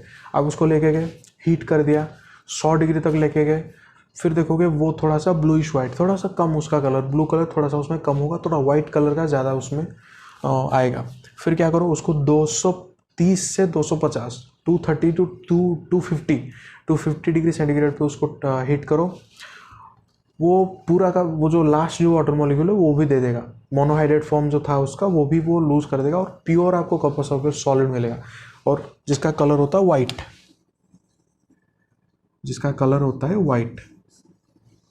उसको हीट कर दोगे तो वो आपको, उसको अगर आप फर्दर हीट करोगे, वो आपको copper oxide, sulphur dioxide and oxygen gas को प्रोवाइड करता है। और कॉपर ऑक्साइड जो हमारा होता है उसका कलर होता है ब्लैक कलर, वो ब्लैक कलर का होता है। तो इस तरह से आप जानोगे। तो यहाँ पर थर्मल डिकम्पोजिशन हुआ कि नहीं, ऑब्वियसली हुआ। सिंगल रिएक्टेंट बहुत सारे प्रोडक्ट्स, एक ही रिएक्टेंट और बहुत सारे प्रोडक्ट्स, यही तो होता है डिकम्पोजिशन। ये अलग बात है कि हम इसको हीट के थ्रू किए, इसलिए इसको थर्मल डिकम्पोजिशन हम लोग बोलते हैं। वो फेरोसल्फेट का एग्जांपल मैंने बताया, इसलिए इसको थोड़ा बता दिया। और इसका नाम क्या था? Blue vitriol. फेरोसल्फेट का नाम क्या था? Green vitriol. क्यों? क्योंकि उसका कलर था ग्रीन, इसका कलर है ब्लू। चलो और एक एग्जांपल आप लोग देख लो, ये वाला थोड़ा इंपॉर्टेंट एनसीईआरटी का एग्जांपल है, तो देख लो। Thermal decomposition of lead nitrate. Thermal decomposition of lead nitrate. Lead nitrate का फॉर्मूला क्या होता है? ऑलरेडी ये वाला हमने किया है, फॉर्मूला याद रखो। लेड नाइट्रेट का फॉर्मूला, इसको आप हीट करो, ठीक है, इसको आप हीट करो। देखो जो लेड नाइट्रेट का जो सॉलिड होता है ना, वो एक वाइट पाउडर होता है। इसको भी आप उसी तरह से ड्राई टेस्ट ट्यूब में आप इसको भी हीट करना, इसको भी ड्राई टेस्ट ट्यूब में हीट करना। एक ड्राई टेस्ट ट्यूब ले जाना, पहले तो टेस्ट ट्यूब लेना, उसको ड्राई करना, फिर उसमें इसको डालना। इसका जो सॉलिड फॉर्म पाउडर फॉर्म होता है वो एक वाइट कलर का पाउडर होता है। इसका अगर सॉल्यूशन बनाओगे वो कलरलेस होता है। याद करो, पहले लेक्चर में मैंने बोला था लेड नाइट्रेट का सॉल्यूशन क्या था, वो कलरलेस होता है, वो उसका कोई कलर नहीं होता। लेकिन इसका जो सॉलिड होता है वो वाइट कलर का पाउडर होता है। हीट करोगे तो आपको जो मिलेगा वो क्या क्या मिलेगा मैं आपको बता रहा हूँ। पहला आपको मिलेगा लेड ऑक्साइड, ये भी सॉलिड में मिलेगा। ये ना एक येलो कलर का एक सब्सटेंस होता है, ये येलो कलर का आपको बनेगा। और इसमें जो लेड आयोडाइड बन रहा था, जो प्रेसिपिटेट बन रहा था उस एग्जाम्पल में, वो भी येलो कलर का ही बन रहा था। इसमें भी ये भी येलो कलर का ही बनेगा। फिर देखो क्या होता है ना, जब आप उसको करोगे, इसको जब आप टेस्ट ट्यूब में लेके जाओगे, हीट करो, आपने किया, देखना ये जो वाइट कलर का पाउडर है ना, उसको आप धीरे धीरे देखना, उस टेस्ट ट्यूब को थोड़ा सा अपने से दूर रखना। उस टेस्ट ट्यूब से देखना कि एक ब्राउन कलर का एक फ्यूम निकलेगा, एक ब्राउन कलर का एक फ्यूम निकलेगा, और एक नीचे एक येलो कलर का एक रेसिड्यू बच जाएगा, और वो रेसिड्यू होता है लेड ऑक्साइड। और वो जो ब्राउन कलर का फ्यूम होता है वो क्यों होता है? बिकॉज जो नाइट्रोजन डाइऑक्साइड गैस हमारा रिलीज होता है, उसके वजह से वो जो ब्राउन फ्यूम अपना दिखता है, एक ब्राउन कलर का फ्यूम, वो नाइट्रोजन डाइऑक्साइड के लिए होता है। इसको याद रखना कि नाइट्रोजन डाइऑक्साइड रिस्पॉन्सिबल होता है वो ब्राउन कलर का फ्यूम के लिए, और इसके साथ आपको ऑक्सीजन गैस भी इवॉल्व होता है, ऑक्सीजन गैस भी इवॉल्व होता है, ठीक है। तो क्या हुआ इस प्रोसेस में, आपको याद क्या क्या रखना है कि लेड नाइट्रेट को आपने लिया ड्राई टेस्ट ट्यूब में, उसको हीट किया। जब हीट किया आपने देखा कि एक ब्राउन फ्यूम निकल रहा है टेस्ट ट्यूब से, और एक नीचे एक येलो कलर का एक रेसिड्यू बच रहा है। रेसिड्यू मतलब जो बच गया, येलो कलर का एक रेसिड्यू बच रहा है। वो जो रेसिड्यू है वो लेड ऑक्साइड है, इसका नाम है लेड ऑक्साइड। हमेशा इक्वेशन के नीचे कंपाउंड का नेम को मेंशन करना, वो एक इंप्रेशन मार्किंग होता है, वो मैटर करता है। और ये वाला आपका नाइट्रोजन डाइऑक्साइड है। जो ब्राउन फ्यूम होता है उसके लिए रिस्पॉन्सिबल होता है नाइट्रोजन डाइऑक्साइड, और जो लेड ऑक्साइड होता है वो येलो कलर का एक सॉलिड बनता है। देखो ये सब रिएक्शंस में क्या होता है उसको समझो, उसको याद रखो थोड़ा थोड़ा। क्यों? क्योंकि आपको क्वेश्चन आ रहा है, आपको सिंपली ऐसे क्वेश्चन भी दे देगा कि जब लेड नाइट्रेट का थर्मल डिकम्पोजिशन करोगे क्या होगा, एक्सप्लेन रिएक्शन में क्या होगा, किस तरह से उसको करना है। तो आपको पूरा उसको एक्सप्लेन करना होगा, कैसे आप ड्राई टेस्ट ट्यूब में लेके उसको करोगे, और उसमें क्या क्या प्रोडक्ट्स बनेंगे आप इसको दिखाना पड़ेगा आपको। ये सारे के सारे आपको लिखना होगा, और साथ में आपको कि केमिकल रिएक्शन भी लिखना है, उसको याद से बैलेंस करना, एग्जाम में उसको प्रॉपरली बैलेंस करना। इसको मैं इसीलिए छोड़ रहा हूँ, सबको तुम लोग बैलेंस करना, ठीक है। तो थर्मल डिकम्पोजिशन की बात हम इतना ही करेंगे थर्मल डिकम्पोजिशन में, और ज़्यादा कुछ नहीं करेंगे। नेक्स्ट जो डिकम्पोजिशन होगा ना, वो थोड़ा सा कॉन्सेप्चुअल वाला है। उसको आप जब 11th में जाओगे, वो बहुत ही एक इम्पॉर्टेंट टॉपिक बन के आपको पढ़ना होगा, वो है इलेक्ट्रोकेमिस्ट्री। लेकिन अभी तो आपका इलेक्ट्रोकेमिस्ट्री तो नहीं पढ़ा सकते।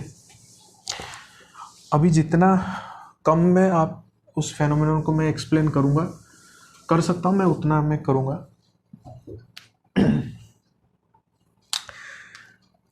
पहला जो मैंने बोला था थर्मल डिकम्पोजिशन हमने कर लिया हीट के थ्रू। सेकेंड जो कैटेगरी हम लोग करेंगे उसको इलेक्ट्रिक करंट में उसको कर रहे थे, और ये वाला जो प्रोसेस था इसको हम लोग बोलते थे इलेक्ट्रोलाइटिक डिकम्पोजिशन, और इस प्रोसेस को हम लोग इलेक्ट्रोलाइसिस भी बोलते हैं, इलेक्ट्रोलाइसिस। इसमें हम किसको यूज करते थे, एनर्जी को किस फॉर्म में हम लोग यूज करते थे, इलेक्ट्रिक करंट। इसमें हम इलेक्ट्रिक करंट के फॉर्म में हम एनर्जी को यूज कर रहे थे। चलो अब समझो, एनसीईआरटी में एक एक्टिविटी दिया है, उस एक्टिविटी को हम करेंगे, क्या होता है उसमें, उसके ऑब्जर्वेशंस को हम लोग देखेंगे, और फिर हम देखेंगे कि किस तरह से हम इलेक्ट्रिक करंट को यूज़ करके हम डिकम्पोजिशन रिएक्शन को कर सकते हैं, और उसका और भी किस तरह से हम यूज़ कर सकते हैं वो भी देखेंगे। देखो मैं यहाँ पे ड्रॉ कर रहा हूँ, थोड़ा अभी ड्राइंग करेंगे। एनसीईआरटी में क्या दिया है, आप एक मग ले जाओ, कोई प्लास्टिक सा मग ले जाओ। देखो इतना अच्छा डायग्राम नहीं होगा तो थोड़ा बस समझने के लिए देखो। पहले तो आप एक प्लास्टिक का मग ले लो, ठीक है, उसमें पानी भर दो, उसमें आप पानी भर दो, पानी भर दिया। देखो अब लेबलिंग डायग्राम आपको पूछता है तो ये वाला पानी है, वाटर।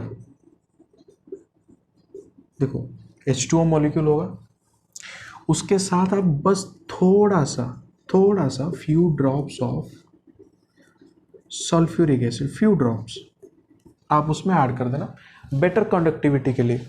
वाटर इतना अच्छा कंडक्टेंस शो नहीं करता इलेक्ट्रिसिटी को, इसलिए थोड़ा सा H2SO4 आप लोग ऐड करना, क्योंकि NaCl भी हम लोग ऐड करते हैं। जो आपको पता है कि खाली जो सादा पानी होता है उसमें इलेक्ट्रिसिटी कंडक्ट नहीं करता, लेकिन उसमें अगर आप सॉल्ट डाल दोगे, जो हमारा कॉमन सॉल्ट होता है, इलेक्ट्रिसिटी आराम से वो कंडक्ट करता है।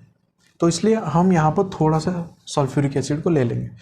फिर वो बोल रहा है दो आप जो ग्रेजुएटेड टेस्ट ट्यूब्स होते हैं जिनमें आपको मार्किंग होता है कितना ml, दो आप लेके आओ। उससे पहले वो बोल रहा है कि आप दो कार्बन का जो रॉड है, आप ग्राफाइट के रॉड, उसको आप फिट करो। पहली बात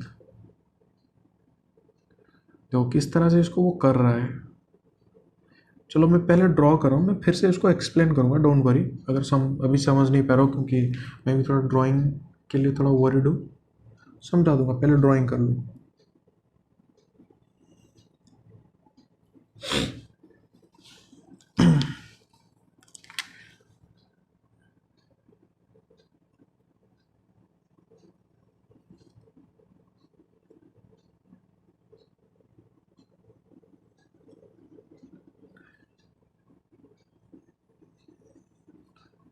समझा दूंगा आपको, डोंट वरी। देखो यहाँ पर समझो, भी बहुत हो गया ड्राइंग।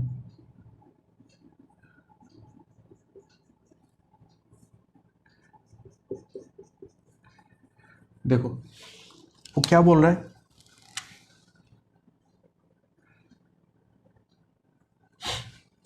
ये वाले हमारे ग्राफाइट रॉड्स होते हैं, ठीक है, ये दोनों हमारे ग्राफाइट रॉड्स होते हैं, और इन दोनों को आप बैटरी से कनेक्ट करो।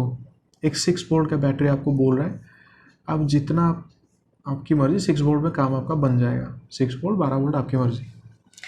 ये वाला नेगेटिव, ये वाला पॉजिटिव।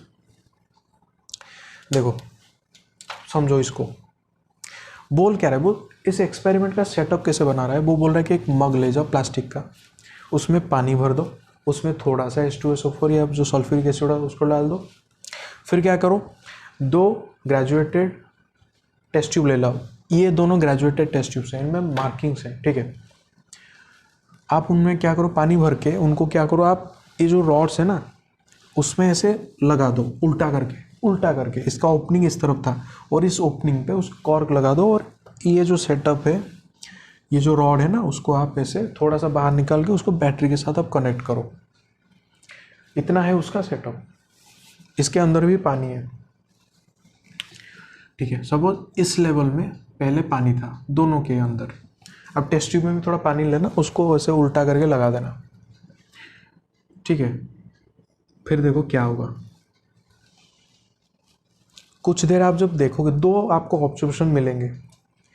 पहले तो आप जब इस बैटरी को कनेक्ट करोगे, आप यहाँ पर एक स्विच रख लेना, बेटर होगा आपके लिए। ये वाला आपका स्विच होगा, ये वाला 6 वोल्ट का बैटरी है। ये दोनों आपके ग्रेजुएटेड टेस्ट ट्यूब्स हैं। ये तो एनसीईआरटी में भी एक डायग्राम है, लेकिन आप थोड़ा सा यहाँ पर भी मैं मेंशन कर रहा हूँ। और इसके अंदर भी वाटर है। आप स्विच ऑन करो। जब आप स्विच ऑन करोगे, आप देखना,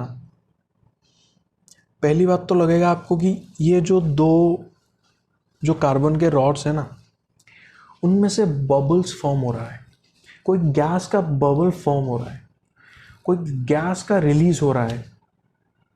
वो आपको पहला ऑब्जर्वेशन मिलेगा, ठीक है। और फिर आप दूसरा आपको ऑब्जर्वेशन क्या मिलेगा कि ये जो ग्रेजुएटेड टेस्ट ट्यूब में जो वाटर लेवल मैंने दिखाया है, वो धीरे धीरे डिक्रीज करेगा, वो धीरे धीरे डिक्रीज करेगा, ठीक है। वो धीरे धीरे डिक्रीज करेगा। जब डिक्रीज करेगा ना, आप जब, क्योंकि ये ग्रेजुएटेड टेस्ट ट्यूब्स हैं, आप देखोगे कि एक जो टेस्ट ट्यूब है उसमें, मतलब देखो, पानी डिक्रीज कर रहा है उसका लेवल, तो जितना डिक्रीज कर जाएगा उसके ऊपर वो गैस डिपॉजिट हो रहा है, वो गैस आके वहाँ पर मतलब कलेक्ट हो रहा है, तो पानी नीचे नीचे जा रहा है धीरे धीरे।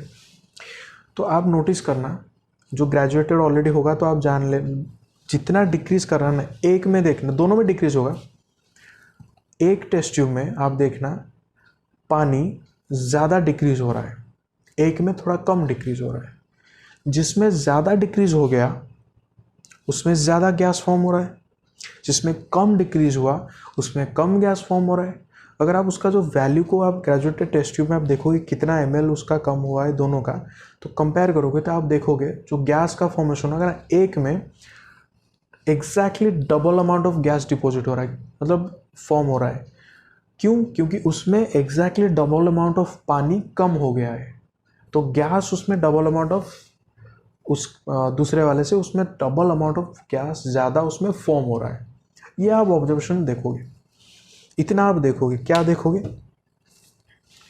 आप देखोगे कि एक में, इसमें ये वाला जो टेस्ट ट्यूब है ना, इसका सपोज दोनों का वाटर लेवल सेम था, यहाँ पर था, इसका ज़्यादा डिक्रीज हो जाएगा, इसका कम डिक्रीज होगा, इसका थोड़ा कम डिक्रीज होगा, कम डिक्रीज होगा, इतना थोड़ा सा कम डिक्रीज हो रहा है। और आपको ऐसे बबल्स फॉर्म हो गए, तो यहाँ पर देखो वो गैस पार्टिकल्स आके डिपॉजिट हो जाएगा, वो गैस पार्टिकल आके डिपॉजिट होगा। तो ये जो नेगेटिव एंड को जो जुड़ा है ना, उसको आप लोग कैथोड एंड बोलोगे, और जो पॉजिटिव एंड को जुड़ा है आप उसको एनोड एंड बोलोगे। ये वाला एनोड है, ये वाला कैथोड होगा। कैथोड एनोड का कॉन्सेप्ट तो अभी आप नहीं जानते हो, वो इलेक्ट्रोलिसिस में आप जो पढ़ोगे जानोगे। इसका जो पानी है वो डबल डिक्रीज हो रहा है कैथोड साइड में, तो इसमें गैस डबल फॉर्म हो रहा है। इसका जो पानी है वो हाफ डिक्रीज हो रहा है इसके कंपैरिजन में, इसके कंपैरिजन में यहाँ पर कम डिक्रीज हो रहा है हाफ, लेकिन यहाँ पर इसका डबल डिक्रीज हो गया, और इसमें ज़्यादा अमाउंट ऑफ गैस फॉर्म हो रहा है कंपैरेटिवली टू दिस वन। इसमें अगर 1 मोल गैस फॉर्म हो रहा है तो इसमें 2 मोल गैस फॉर्म हो रहा है, क्योंकि डबल अमाउंट ऑफ पानी इसमें ज़्यादा डिक्रीज हो रहा है। इतना समझे? पहला ऑब्जर्वेशन आपको क्या मिला? देखो मैं ऑब्जर्वेशन अभी लिख देता हूँ, जो आपके जो ऑब्जर्वेशंस होंगे ना उसको मैं यहाँ पे थोड़ा मेंशन कर देता हूँ, बेटर होगा आपके लिए। पहला ऑब्जर्वेशन है बबल्स फॉर्म हो रहा है, बबल्स, और जिसको आप गैस बोलोगे ये फॉर्म हो रहा है। और दूसरा आप देखोगे जो वाटर लेवल है टेस्ट ट्यूब में, जो water level in test tube decreasing, water level of test tube decreasing. फिर क्या करो, आप इन दोनों टेस्ट ट्यूब को ना निकाल लो और इसमें जो गैस आपने रखा था उसको आप टेस्ट करो कि वो कौन सा गैस होगा। दोनों को आप फ्लेम टेस्ट करो, दोनों को आप लेके एक बर्नर के पास दिखाओ। जिसमें देखना ज़्यादा अमाउंट ऑफ गैस था ना, ये वाला, जिसमें ज़्यादा अमाउंट ऑफ गैस था, वो जब आप उसको बर्नर के पास लेके जाओगे वो एक पॉपिंग साउंड करके चलेगा, पॉप ऐसा एक साउंड होगा। तो पॉपिंग साउंड मैंने ऑलरेडी बताया आपको, वो कैरेक्टरिस्टिक साउंड होता है हाइड्रोजन गैस का। जब हाइड्रोजन गैस जलेगा वो पॉपिंग साउंड करके चलेगा। तो आप जान गए कि ये वाला जो गैस था यहाँ पर जो डिपॉजिट हो रहा था वो था हाइड्रोजन। कैसे जाने, उसको आप बर्न फ्लेम टेस्ट किए, मतलब कि इसके अंदर हाइड्रोजन गैस आके डिपॉजिट हो रहा है और वो डबल अमाउंट ऑफ डिपॉजिट हो रहा है ये दूसरे वाले से। जो भी हम गैस उसको अभी आइडेंटिफाई करेंगे, जब इसको फ्लेम टेस्ट करोगे तो जब उसके पास एक लाइटेड कैंडल लेके तुम जाओगे, देखना वो उसको वो और अच्छा जलेगा, वो सपोर्ट करेगा उसको जलने में। तो वहाँ से आप जानोगे यार ये तो ऑक्सीजन है, बर्निंग को वो सपोर्ट कर रहा है, वो ऑक्सीजन होगा। तो आप यहाँ पर देखोगे ये वाला ऑक्सीजन होगा। और अमाउंट ऑफ ऑक्सीजन, तो आपको पता चला दो गैस हो रहा है, amount of oxygen, sorry amount of hydrogen मैं लिख रहा हूँ, amount of H2 formed is double of oxygen। जितना ऑक्सीजन फॉर्म हो रहा है, जितना ml गैस वहाँ पे डिपॉजिट हो रहा है, हाइड्रोजन उसमें 2 गुना, डबल, 2 टाइम्स ज़्यादा फॉर्म हो रहा है। और वो हो रहा है कैथोड एंड में, जिसको आप नेगेटिव्स की तरफ आप जोड़े हो, और ये आपका हो गया पॉजिटिव एंड एनोड साइड, वहाँ पर ऑक्सीजन डिपॉजिट हो रहा है। तो हुआ क्या, यहाँ पर समझो आपने लिया था वाटर, अल्टीमेट गोल था हमें पानी को तोड़ना है, वाटर को तोड़ना है, तोड़कर हमें ऑक्सीजन एंड हाइड्रोजन मिलना चाहिए। तो वही तो हुआ ना, ये जो ऑब्जर्वेशंस को लिख लेना। हुआ क्या, हमको चाहिए था कि हम वाटर मॉलिक्यूल लेके गए, H2O लिक्विड हमने लिया था वो टेस्ट ट्यूब के अंदर, उसको इलेक्ट्रिक करंट हमने प्रोवाइड किया डिकम्पोज करने के लिए। इलेक्ट्रिक करंट EC में लिख रहा हूँ यहाँ पर, इलेक्ट्रिक करंट हमने इसको दिया, तो वहाँ पर हमें मिल गया hydrogen gas and oxygen gas. Hydrogen gas and oxygen gas हमें मिला, 2 गैस हमें मिले। अब उसको बैलेंस करो, जब तुम बैलेंस करोगे तो तुम देखोगे यहाँ पर 2 डालो, यहाँ पर 2 डालो, बैलेंस हो गया। तो यहाँ से क्या समझे, यहाँ से समझो क्यों hydrogen double amount of form होता है ऑक्सीजन से, हाइड्रोजन क्यों 2 टाइम्स मोर फॉर्म होता है ऑक्सीजन से।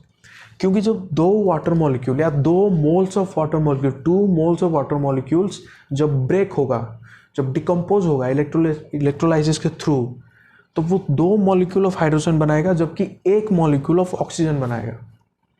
या फिर 2 मॉलिक्यूल्स समझो या 2 मोल्स ऑफ हाइड्रोजन समझो, अगर आपको मोल कॉन्सेप्ट थोड़ा सा मोल्स वगैरह के बारे में अगर आपको आइडिया याद आ रहा है 9th क्लास से, तो 2 मोल्स का अगर वाटर मॉलिक्यूल टूट रहा है तो वो 2 मॉलिक्यूल्स ऑफ हाइड्रोजन बना रहा है और साथ साथ 1 मॉलिक्यूल ऑफ हाइड्रोजन बना रहा है, सॉरी 1 मॉलिक्यूल ऑक्सीजन बना रहा है। तो हाइड्रोजन इसीलिए ऑक्सीजन से डबल अमाउंट में फॉर्म होता है। ठीक है, तो ये होता है इलेक्ट्रोलाइसिस। क्या होता है इलेक्ट्रोलाइसिस, आप किसी भी कंपाउंड को अगर इलेक्ट्रिक करंट यूज करके उसको तोड़ोगे, उसको डिकम्पोज करोगे और उसको सिंपलर प्रोडक्ट्स में बनाओगे, उसको आप बोलोगे इलेक्ट्रोलाइसिस और इलेक्ट्रोलाइटिक डिकम्पोजिशन। तो हमने यहाँ पर वाटर का इलेक्ट्रोलाइटिक डिकम्पोजिशन किया था।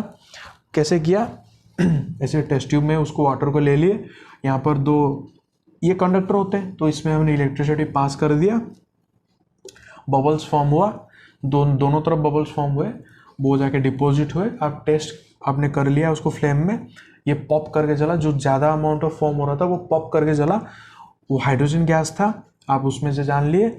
जो कम फॉर्म हुआ वो बर्निंग को सपोर्ट किया, तो वो ऑक्सीजन गैस था, क्योंकि ऑक्सीजन सपोर्ट्स बर्निंग। तो इसका जो तो यही था इलेक्ट्रोलाइटिक डिकम्पोजिशन, तो यही था। और अगर आप ये एक एग्जांपल है इलेक्ट्रोलाइटिक, देखो ये वाला डिकम्पोजिशन रिएक्शन है कि नहीं, AB एक कंपाउंड या एक कंपाउंड टूट रहा है, दो फॉर्म हो रहे हैं, एक रिएक्टेंट टूट रहा है, दो फॉर्म हो रहे हैं, डिकम्पोजिशन रिएक्शन। और हम जो energy in the form of electric current हमने यूज़ किया है तो इसको इलेक्ट्रोलाइटिक डिकम्पोजिशन बोलते हैं। ठीक है, इलेक्ट्रोलाइटिक डिकम्पोजिशन का ये एक एग्जांपल, आपको एक ही एग्जांपल दिया है एनसीईआरटी में, और दो एग्जांपल्स मैं आपको बता दे रहा हूँ, याद रख लो। अगर आपको शॉर्ट नोट वगैरह पूछ लिए तो एक एग्जांपल से एक से वाला दो, दो से वाला तीन, तो एक एग्जांपल सिर्फ क्यों दोगे, तीन एग्जांपल लिख देना। देखो अगर आपको ज़्यादा लग रहा है तो आप पॉज करके देख सकते हो वीडियो, ऐसा नहीं कि एक ही गो में आप देखो, ऐसा कोई ज़रूरी बिल्कुल भी नहीं है। देखो और एक एग्जांपल आप मिटा दिया यार मैंने, इलेक्ट्रोलाइटिक डिकम्पोजिशन का अगर आप और दो एग्जांपल देखोगे तो आप देख सकते हो, आप सोडियम क्लोराइड सॉलिड को भी आप डिकम्पोज कर सकते हो इलेक्ट्रिक करंट के थ्रू। इलेक्ट्रिक करंट को मैं इसी लिख रहा हूँ, सोडियम प्लस Cl2 गैस, इसका सॉलिड और इसका सॉलिड। देखो हम जब सोडियम एक्सट्रैक्शन जब हम करते हैं सोडियम मेटल का, तो मतलब लार्ज स्केल में जब आप एक्सट्रैक्शन करते हैं तो इसी प्रोसेस के थ्रू करते हैं, इलेक्ट्रोलाइटिक डिकम्पोजिशन करते हैं सोडियम क्लोराइड का। हम जो नेचर में हमको सोडियम क्लोराइड मिल गया ना, उसको हम तो सोडियम को हमने एक्सट्रैक्ट किया, उसी तरह से हम और एक मेटल को हम भी एक्सट्रैक्शन करते हैं, वो है एल्यूमिनियम। एल्यूमिनियम को हम एल्यूमिनियम ऑक्साइड से हम एक्सट्रैक्ट करते हैं इलेक्ट्रिक करंट के थ्रू। उसको में भी इलेक्ट्रिक करंट आप पास करो, वो भी इलेक्ट्रोलाइटिक डिकम्पोजिशन करेगा, वो भी एल्यूमिनियम सॉलिड देगा, साथ साथ ऑक्सीजन गैस उसमें भी इवॉल्व हो जाएगा। तो आप इसमें भी हम एल्यूमिनियम एक्सट्रैक्शन करते हैं। तो ये सोडियम मेटल को एक्सट्रैक्शन हम इस तरह से करते हैं इलेक्ट्रोलाइटिक डिकम्पोजिशन के थ्रू, और एल्यूमिनियम का भी हम लोग एक्सट्रैक्शन इलेक्ट्रोलाइटिक डिकम्पोजिशन के थ्रू कर सकते हैं। तो ये दोनों भी एग्जाम्पल है, आप दे सकते हो अगर आपको पूछेगा एग्जाम में। तो ये हो गया आपका इलेक्ट्रोलाइटिक डिकम्पोजिशन। तो इलेक्ट्रोलाइटिक डिकम्पोजिशन हमारा ख़त्म हो गया। तो लास्ट हमारा जो है, last but not the list, वो है अगर हम लाइट को यूज़ करके डिकम्पोजिशन करेंगे, if we use light. Third वाला जो कैटेगरी था उसको मैंने बोला था कि उसको हम बोलते हैं photolytic decomposition.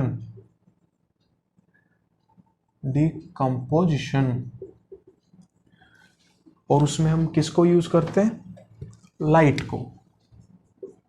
We use light. देखो इस आप क्या करो, आप या तो सिल्वर क्लोराइड या फिर सिल्वर ब्रोमाइड, पहले सिल्वर क्लोराइड की बात करते हैं, क्योंकि सिल्वर क्लोराइड का जो कलर होता है ना, वो वाइट कलर के क्रिस्टल्स होते हैं। सिल्वर क्लोराइड वाले वाइट कलर के क्रिस्टल्स होते हैं। बताता हूँ मैं आपको, जो हमारे AgCl सिल्वर क्लोराइड होते हैं ना, वो वाइट क्रिस्टल्स होते हैं। आप इनको क्या करो, आप इनको एक वॉच ग्लास में लेके जाओ, रख दो, और आप इसको सनलाइट में दिखा दो। सनलाइट में, डार्क में ये नहीं होगा, सनलाइट में दिखाओ। अब देखना ये ना अपना कलर चेंज करेगा। ये जो वाइट वाला था, वाइट क्रिस्टल था, वो कलर चेंज करके सिल्वर कलर का हो जाएगा। और उसी तरह से अगर आप सिल्वर ब्रोमाइड को करोगे, जो हमारा AgBr होता है, वो होता है सिल्वर क्रिस्टल, वो होता है सिल्वर क्रिस्टल, सॉरी सिल्वर बोल रहा हूँ, आई एम रियली सॉरी, वो होता है येलो क्रिस्टल। अब देखो रात के 2 बज गए हैं, मेरा भी थोड़ा दिमाग काम नहीं कर रहा है। येलो क्रिस्टल, ये वाला वाइट क्रिस्टल, ये वाला ही येलो क्रिस्टल। अब दोनों को अगर रखोगे तो दोनों सनलाइट के प्रेजेंस में, दोनों के दोनों सनलाइट के प्रेजेंस में अपना कलर चेंज करेंगे, और दोनों के दोनों सिल्वर में कन्वर्ट हो जाएंगे। तो दोनों का सिल्वर का कलर तो सिल्वर ही होता है, देखे हो ना, सिल्वर ऑर्नामेंट में यूज होता है, सिल्वर का कलर सिल्वर ही होता है। ये भी सॉलिड में होता है, ये भी सॉलिड में होता है, ये भी सॉलिड में होता है, ये भी सॉलिड में होता है। और दोनों केस में यहाँ पे क्लोरीन गैस इवॉल्व होता है, यहाँ पर ब्रोमीन गैस इवॉल्व होता है, गैस इवॉल्व हो जाता है। तो ये सिल्वर बनाता है, ये भी सिल्वर बनाता है, दोनों केस में। ये देखो, तो इसको जब स्टोर करते हैं ना हम लोग, इसको हम डार्क में स्टोर करते हैं, इनको कभी भी हम लोग सनलाइट में स्टोर नहीं करते। तो और इसको आप डार्क में ये रिएक्शन नहीं होता, आप इसको सनलाइट के प्रेजेंस में ये होगा, क्योंकि उसको फोटोलाइटिक डिकम्पोजिशन हम लाइट के प्रेजेंस में ही होता है इसका डिकम्पोजिशन रिएक्शन तो ऑब्वियसली है, एक ही रिएक्टेंट है, दो प्रोडक्ट्स बन रहा है, ठीक है। देखो और एक इंपॉर्टेंट एग्जांपल आप समझो, ये तो आपका एनसीईआरटी का एग्जांपल था, मैं आपको एक डेली लाइफ का एग्जांपल मैं आपको बता रहा हूँ। देखो जो हाइड्रोजन पेरोक्साइड होता है ना,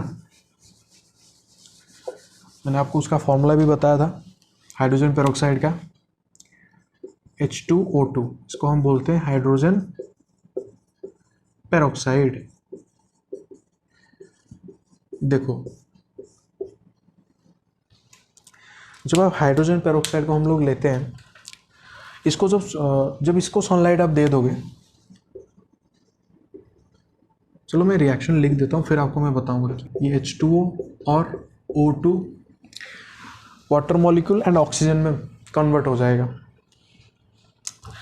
जब देखो हाइड्रोजन पेरोक्साइड यूज़ कहाँ पे करते हैं, जैसे हम एंटीसेप्टिक जो हम इसको यूज़ करते हैं, तो आप देखना एंटीसेप्टिक के जो बोटल्स होते हैं वो कलर्ड बोतल में आते हैं, वो कभी भी क्लियर बोतल में नहीं आते, वो एक कलर्ड बोतल में आता है। ऐसा क्यों? क्योंकि उसमें जो हाइड्रोजन पेरोक्साइड होता है ना, अगर वो क्लियर बोतल में आ जाएगा तो वो जब डायरेक्ट सनलाइट उसमें पड़ जाएगा ना, तो वो तो वाटर एंड ऑक्सीजन में कन्वर्ट हो जाएगा, डिकम्पोज हो जाएगा, वो हाइड्रोजन पेरोक्साइड बनकर नहीं रहेगा, क्योंकि ये फोटोलाइसिस का एक एग्जांपल होता है, फोटोलाइटिक डिकम्पोजिशन का एग्जांपल होता है, वो कन्वर्ट हो जाता है। तो उसको स्टोर करने के लिए हम लोग कलर्ड बोतल का इसीलिए हम लोग यूज़ करते हैं। देखो इस हाइड्रोजन पेरोक्साइड में ये जो ऑक्सीजन रिलीज होता है ना, इसको हम किस तरह से मेडिकल में यूज़ करते हैं आप याद रखो। जो हमारे एक्ने वगैरह होता है ना फेस में, जैसे आजकल तो बहुत सारे beauty blogs and fashion blogs तो यूट्यूब में बहुत मतलब सुपर हिट हो रहा है, तो उसमें बताते हैं कि आपको एक्ने हुआ है तो आप ये लगाओ, ये प्रोडक्ट लगाओ, वो प्रोडक्ट लगाओ, एट्सेट्रा एट्सेट्रा। बट उनको कॉन्सेप्ट उसका कुछ आइडिया नहीं। मैं आपको कॉन्सेप्ट बताता हूँ कि क्यों ऐसा होता है। जो भी एक्ने वगैरह के लिए सोप होता है या फिर कोई फेस वॉश वगैरह होता है जो प्रॉपर होता है, उसमें पेरोक्साइड होता है, कोई भी पेरोक्साइड हो, चाहे हाइड्रोजन पेरोक्साइड हो या कोई दूसरा पेरोक्साइड हो, बेंजोइल पेरोक्साइड भी किसी में होता है। तो उस पेरोक्साइड में क्या होता है ना, जब पेरोक्साइड वाटर के कांटेक्ट में आता है, लाइट के कांटेक्ट में आता है, तो वो इस ऑक्सीजन को रिलीज़ करता है। तो जहाँ पर आपको एक्ने हुआ होगा, आप वहाँ पर वो सोप को यूज़ किए, जब वो लाइट के प्रेजेंस में आएगा, जब उसमें पानी थोड़ा डाल दोगे, वो लाइट के प्रेजेंस में चला आएगा, तो क्या होगा पता है, ऑक्सीजन इवॉल्व होगा, ऑक्सीजन रिलीज होगा।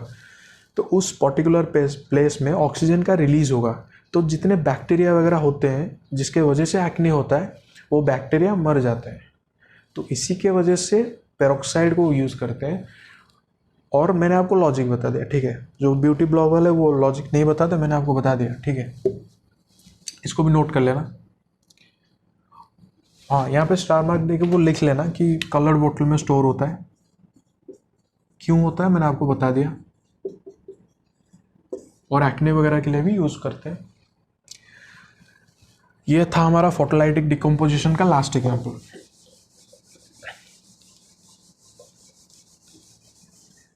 ठीक है, देखो आज हमने दो ही रिएक्शंस को पढ़े, दो ही रिएक्शंस को आज हमने पढ़ा। आज का क्लास थोड़ा लंबा हो जाएगा।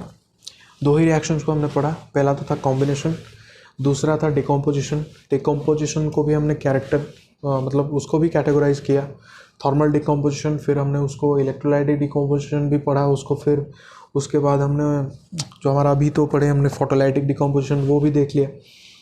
देखो तो हमने और एक चीज़ हमने देखा कि जितने भी डिकम्पोजिशन रिएक्शंस थे, जितने भी, याद रखना उसमें एनर्जी यूज हुआ, उसमें हमने एनर्जी प्रोवाइड किया बाहर से। तो वो सारे के सारे जो एग्जांपल्स होते हैं वो एंडोथर्मिक रिएक्शंस के एग्जांपल्स होते हैं, सारे के सारे। ऑल डिकम्पोजिशन रिएक्शंस, एनर्जी उसमें आपको प्रोवाइड करना पड़ता है, तो वो एंडोथर्मिक रिएक्शंस होते हैं। एंडोथर्मिक की बात हमने कर लिया, बहुत सारे एग्जांपल, सारे एग्जांपल्स एंडोथर्मिक रिएक्शंस का हो सकता है।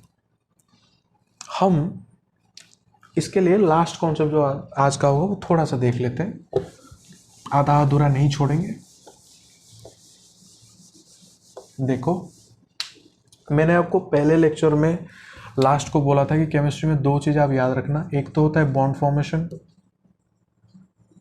और एक होता है बॉन्ड ब्रेक। दो होते हैं, एक होता है बॉन्ड फॉर्मेशन और एक होता है बॉन्ड का breaking of bond.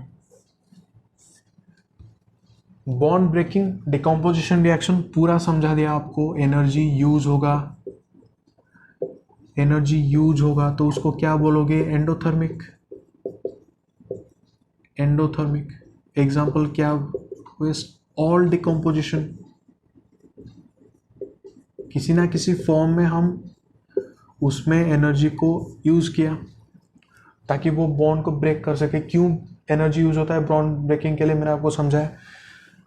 Bond formation का उस दिन मैंने आपको समझाया था कि एनर्जी जब बॉन्ड फॉर्म होता है तो एनर्जी रिलीज होता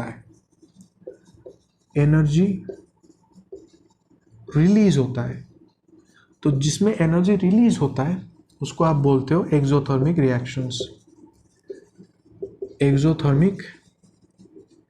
रिएक्शंस। ठीक है, तो देखो बॉन्ड फॉर्मेशन कहाँ हुआ था? कॉम्बिनेशन रिएक्शन में हुआ था। क्यों? दो रिएक्टेंट्स एक दूसरे के साथ बॉन्ड बनाकर एक प्रोडक्ट, सिंगल प्रोडक्ट बना रहे थे। तो अलग अलग थे, वो एक सिंगल प्रोडक्ट बना रहे थे। बॉन्ड का यहाँ पर फॉर्मेशन, यहाँ पर बॉन्ड एक फॉर्मेशन हो रहा था, तो डेफिनेटली इसमें कोई ना कोई इसके साथ एनर्जी रिलीज हो रहा होगा। Energy must release definitely. तो अभी ये जो एक्सोथर्मिक रिएक्शंस को हम थोड़ा सा देख लेते हैं। कुछ एग्जांपल्स बस देखना है। एंडोथर्मिक तो हमने समझ लिया, अभी एंडोथर्मिक का तो पूरा मतलब बहुत डिटेल में आपने देख लिया। सारे के सारे एग्जांपल्स, इतने सारे एग्जांपल्स एंडोथर्मिक में आपको दे दिया, आप समझ गए। लेकिन अब थोड़ा सा एक्सोथर्मिक का एग्जांपल हम लोग देख लेते हैं। देखो पहली बात तो है बर्निंग ऑफ जो एग्जांपल्स होते हैं। पहला जो एग्जांपल मैं आपको बता रहा हूँ वो है बर्निंग ऑफ नेचुरल गैस। मैंने ऑलरेडी पहले भी ये थोड़ा सा आपको बताया था। मैंने ऑक्टेन लिया था, यहाँ पर आपके एनसीईआरटी में CH4 दिया है, मीथेन, उसको वो बॉर्न कर रहा है।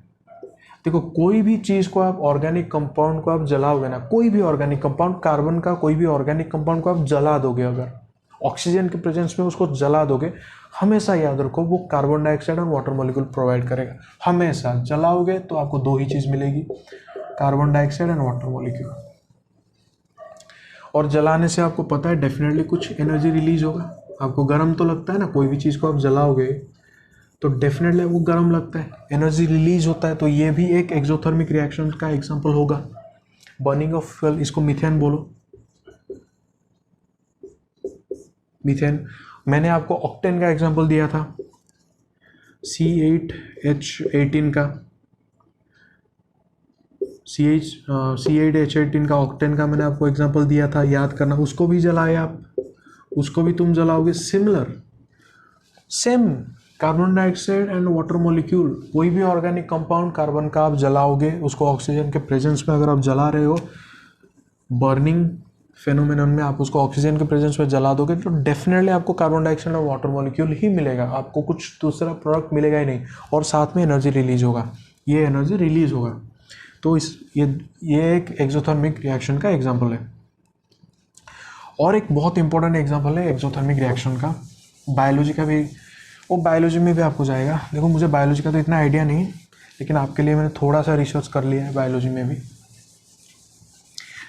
देखो जो जिम वाले होते हैं ना, जो लोग जिम जाते हैं, आप लोग देखे होंगे, अगर आपका कोई दोस्त वगैरह जिम वगैरह, किसी भी आपको आसपास में जिम जाता है, या फिर बहुत सारा भी वेब सीरीज़ वगैरह तो देखते हो, उसमें बोलते हैं ना, जो जिम जाते हैं वो स्टाइल मार के बोलते हैं ना, स्टाइल से थोड़ा, कि see I can't have carbs, I have to cut my carbs, okay, I can't eat carbs.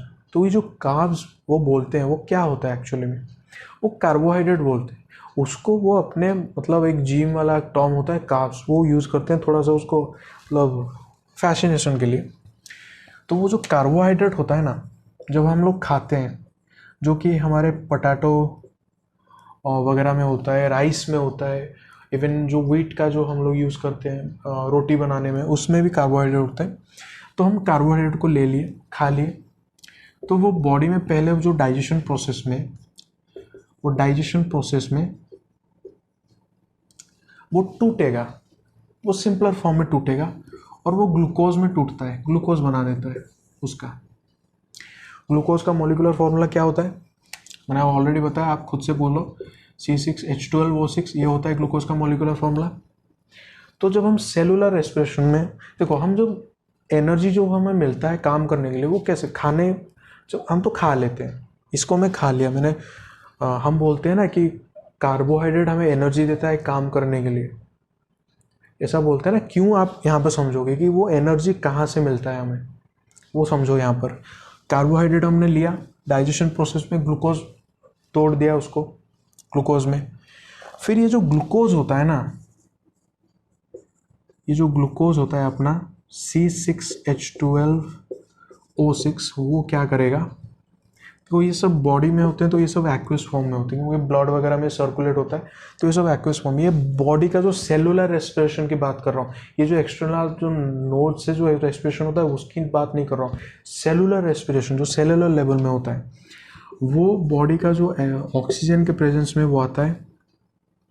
तो डेफिनेटली ऑक्सीजन के प्रेजेंस में कोई भी कार्बन ऑर्गेनिक कंपाउंड आएगा कार्बन का, तो वो जलेगा, जल के दो ही चीज़ देगा, कार्बन डाइऑक्साइड, ये भी एक्वस बना लो, साथ साथ वाटर मॉलिक्यूल भी देगा, ये तो लिक्विड में होगा ही, सॉरी कहाँ इवॉल्व होगा, और यहाँ पर ना फॉर्म होगा एनर्जी, यहाँ पर कुछ एनर्जी रिलीज होता है। ये जो ग्लूकोज जब ऑक्सीजन के प्रेजेंस में जलेगा तो कार्बन डाइऑक्साइड और वाटर के साथ साथ कुछ एनर्जी रिलीज होंगे, ये एनर्जी रिलीज होगा, और यही जो एनर्जी रिलीज होता है ना, वही हम लोग अपने जो काम करने में जो हमें जो एनर्जी चाहिए होता है, वो यही वाला एनर्जी होता है, ये होता है सेलुलर रेस्पिरेशन। तो इसलिए आपका एनसीईआरटी में दिया है कि respiration is also an exothermic process, क्योंकि एनर्जी यहाँ पर रिलीज हो रहा है, ये होता है सेलुलर रेस्पिरेशन। सेलुलर रेस्पिरेशन भी उसका एक एग्जांपल है, सेलुलर रेस्पिरेशन, ये भी एक्सोथर्मिक, क्योंकि यहाँ पे एनर्जी रिलीज हो रहा है, तो ये भी एक एक्सोथर्मिक रिएक्शन होगा, ठीक है। तो ये भी एक्सोथर्मिक का मैंने दो एग्जांपल आपको बता दिए। तो देखो आज का लेक्चर यहाँ पे ख़त्म करते हैं, थोड़ा लंबा हो गया क्योंकि बहुत सारा चीज़ इन्फॉर्मेशन आपको देना था। पहला हमने देख लिया टाइप्स ऑफ रिएक्शन, क्यों उसको किस बेसिस पे हम लोग उसका कैटेगराइजेशन करते हैं, फिर हमने कॉम्बिनेशन रिएक्शन को देखा, फिर हमने डिकम्पोजिशन रिएक्शन को देखा। डिकम्पोजिशन में भी एनर्जी हम किस फॉर्म में यूज़ करते हैं, उसी हिसाब से हमने उसको 3 तरह में डिवाइड किया। पहला था थर्मल डिकम्पोजिशन, उसके एग्जांपल्स देख लिए। फिर होता है इलेक्ट्रोलाइटिक जो हमारा डिकम्पोजिशन, उसका भी देख लिया। फोटोलाइटिक डिकम्पोजिशन, उसके एग्जांपल्स देख लिए। और सारे के सारे जो डिकम्पोजिशन रिएक्शंस होते हैं वो एंडोथर्मिक होते हैं, क्योंकि उसमें हमें एनर्जी प्रोवाइड करना होता है। और जो एक्सोथर्मिक रिएक्शंस होते हैं उसमें भी एग्जांपल मैंने बता दिया आपको, बर्निंग ऑफ नेचुरल गैस वो एक था। ये जो सेलुलर रेस्पिरेशन था ये इंपॉर्टेंट था, इसको और एक बार मैं बता देता हूँ। देखो आप कार्बोहाइड्रेट हमने खाया, बॉडी में आप कार्बोहाइड्रेट ले लिए, उसको डाइजेशन में वो ग्लूकोज में कन्वर्ट कर दिया। फिर ग्लूकोज क्या हुआ, वो जो सेलुलर ऑक्सीजन होता है सेलुलर लेवल में, उसके साथ वो रिएक्ट करके कार्बन डाइऑक्साइड वाटर बनाता है, साथ साथ कुछ एनर्जी रिलीज करता है। यही वाला एनर्जी हम लोग अपने जो काम करने में, जो इतना टाइम आज पढ़ा रहा था मैं, तो डेफिनेटली ये वाला एनर्जी मेरा जो रिलीज हुआ उसी के लिए मैं पढ़ा पाया। तो ये जो एनर्जी है उसको हम अपने जो काम करने में जो यूज़ करते हैं, इसीलिए बोलते हैं कि कार्बोहाइड्रेट से हमें एनर्जी मिलता है काम करने के लिए। राइस या फिर रोटी हम इसलिए खाते हैं, इसी एनर्जी को पाने के लिए। तो ये इसलिए ये भी एक एक्सोथर्मिक जो सेलुलर रेस्पिरेशन है वो भी एक एक्सोथर्मिक का एग्जाम्पल होता है। तो ठीक है, आज का क्लास हम लोग यहीं पे ख़त्म करते हैं। So thank you for your patience, क्योंकि बहुत लंबा क्लास हो गया। So thank you, thanks a lot. और आप थोड़े वीडियो को शेयर कीजिए, लाइक कीजिए, अपने क्लासमेट्स के साथ थोड़ा शेयर कर दो। और सुनो, आपको जो डाउट्स वगैरह के लिए कुछ बच्चे पूछ रहे थे, मुझे थोड़ा सा ऐसा खबर मिला कि कुछ बच्चे पूछ रहे हो कि किस तरह से आप मुझसे डाउट पूछ सकते हो। देखो मैंने डिस्क्रिप्शन बॉक्स में अपना ईमेल आईडी दे दिया है, फिर भी आप यहाँ पर आपको लिख रहा हूँ, आप क्या करो उस ईमेल आईडी में ना मुझे भेज दो डाउट्स, ताकि जो नेक्स्ट लेक्चर्स होंगे ना मैं उसमें उन डाउट्स को सॉल्व कर दूंगा। या फिर आप कमेंट बॉक्स में भी डाल सकते हो, अगर आपको कुछ फ़ोटो वगैरह उठा के नहीं भेजना है, अगर उसको भेजना है ABHISEKSAML922@gmail.com, इसमें आप भेजो। कमेंट बॉक्स में आप मुझे बता सकते हो डाउट्स। और आप आज का क्लास आपको कैसा लगा, समझ में आया कि नहीं, अगर कहाँ पर आपको थोड़ा सा समझ में नहीं आया तो वो भी बताओ, मैं आपको सारा चीज़ नेक्स्ट क्लास में क्लियर कर दूंगा। ठीक है, so thank you for your patience, thanks a lot.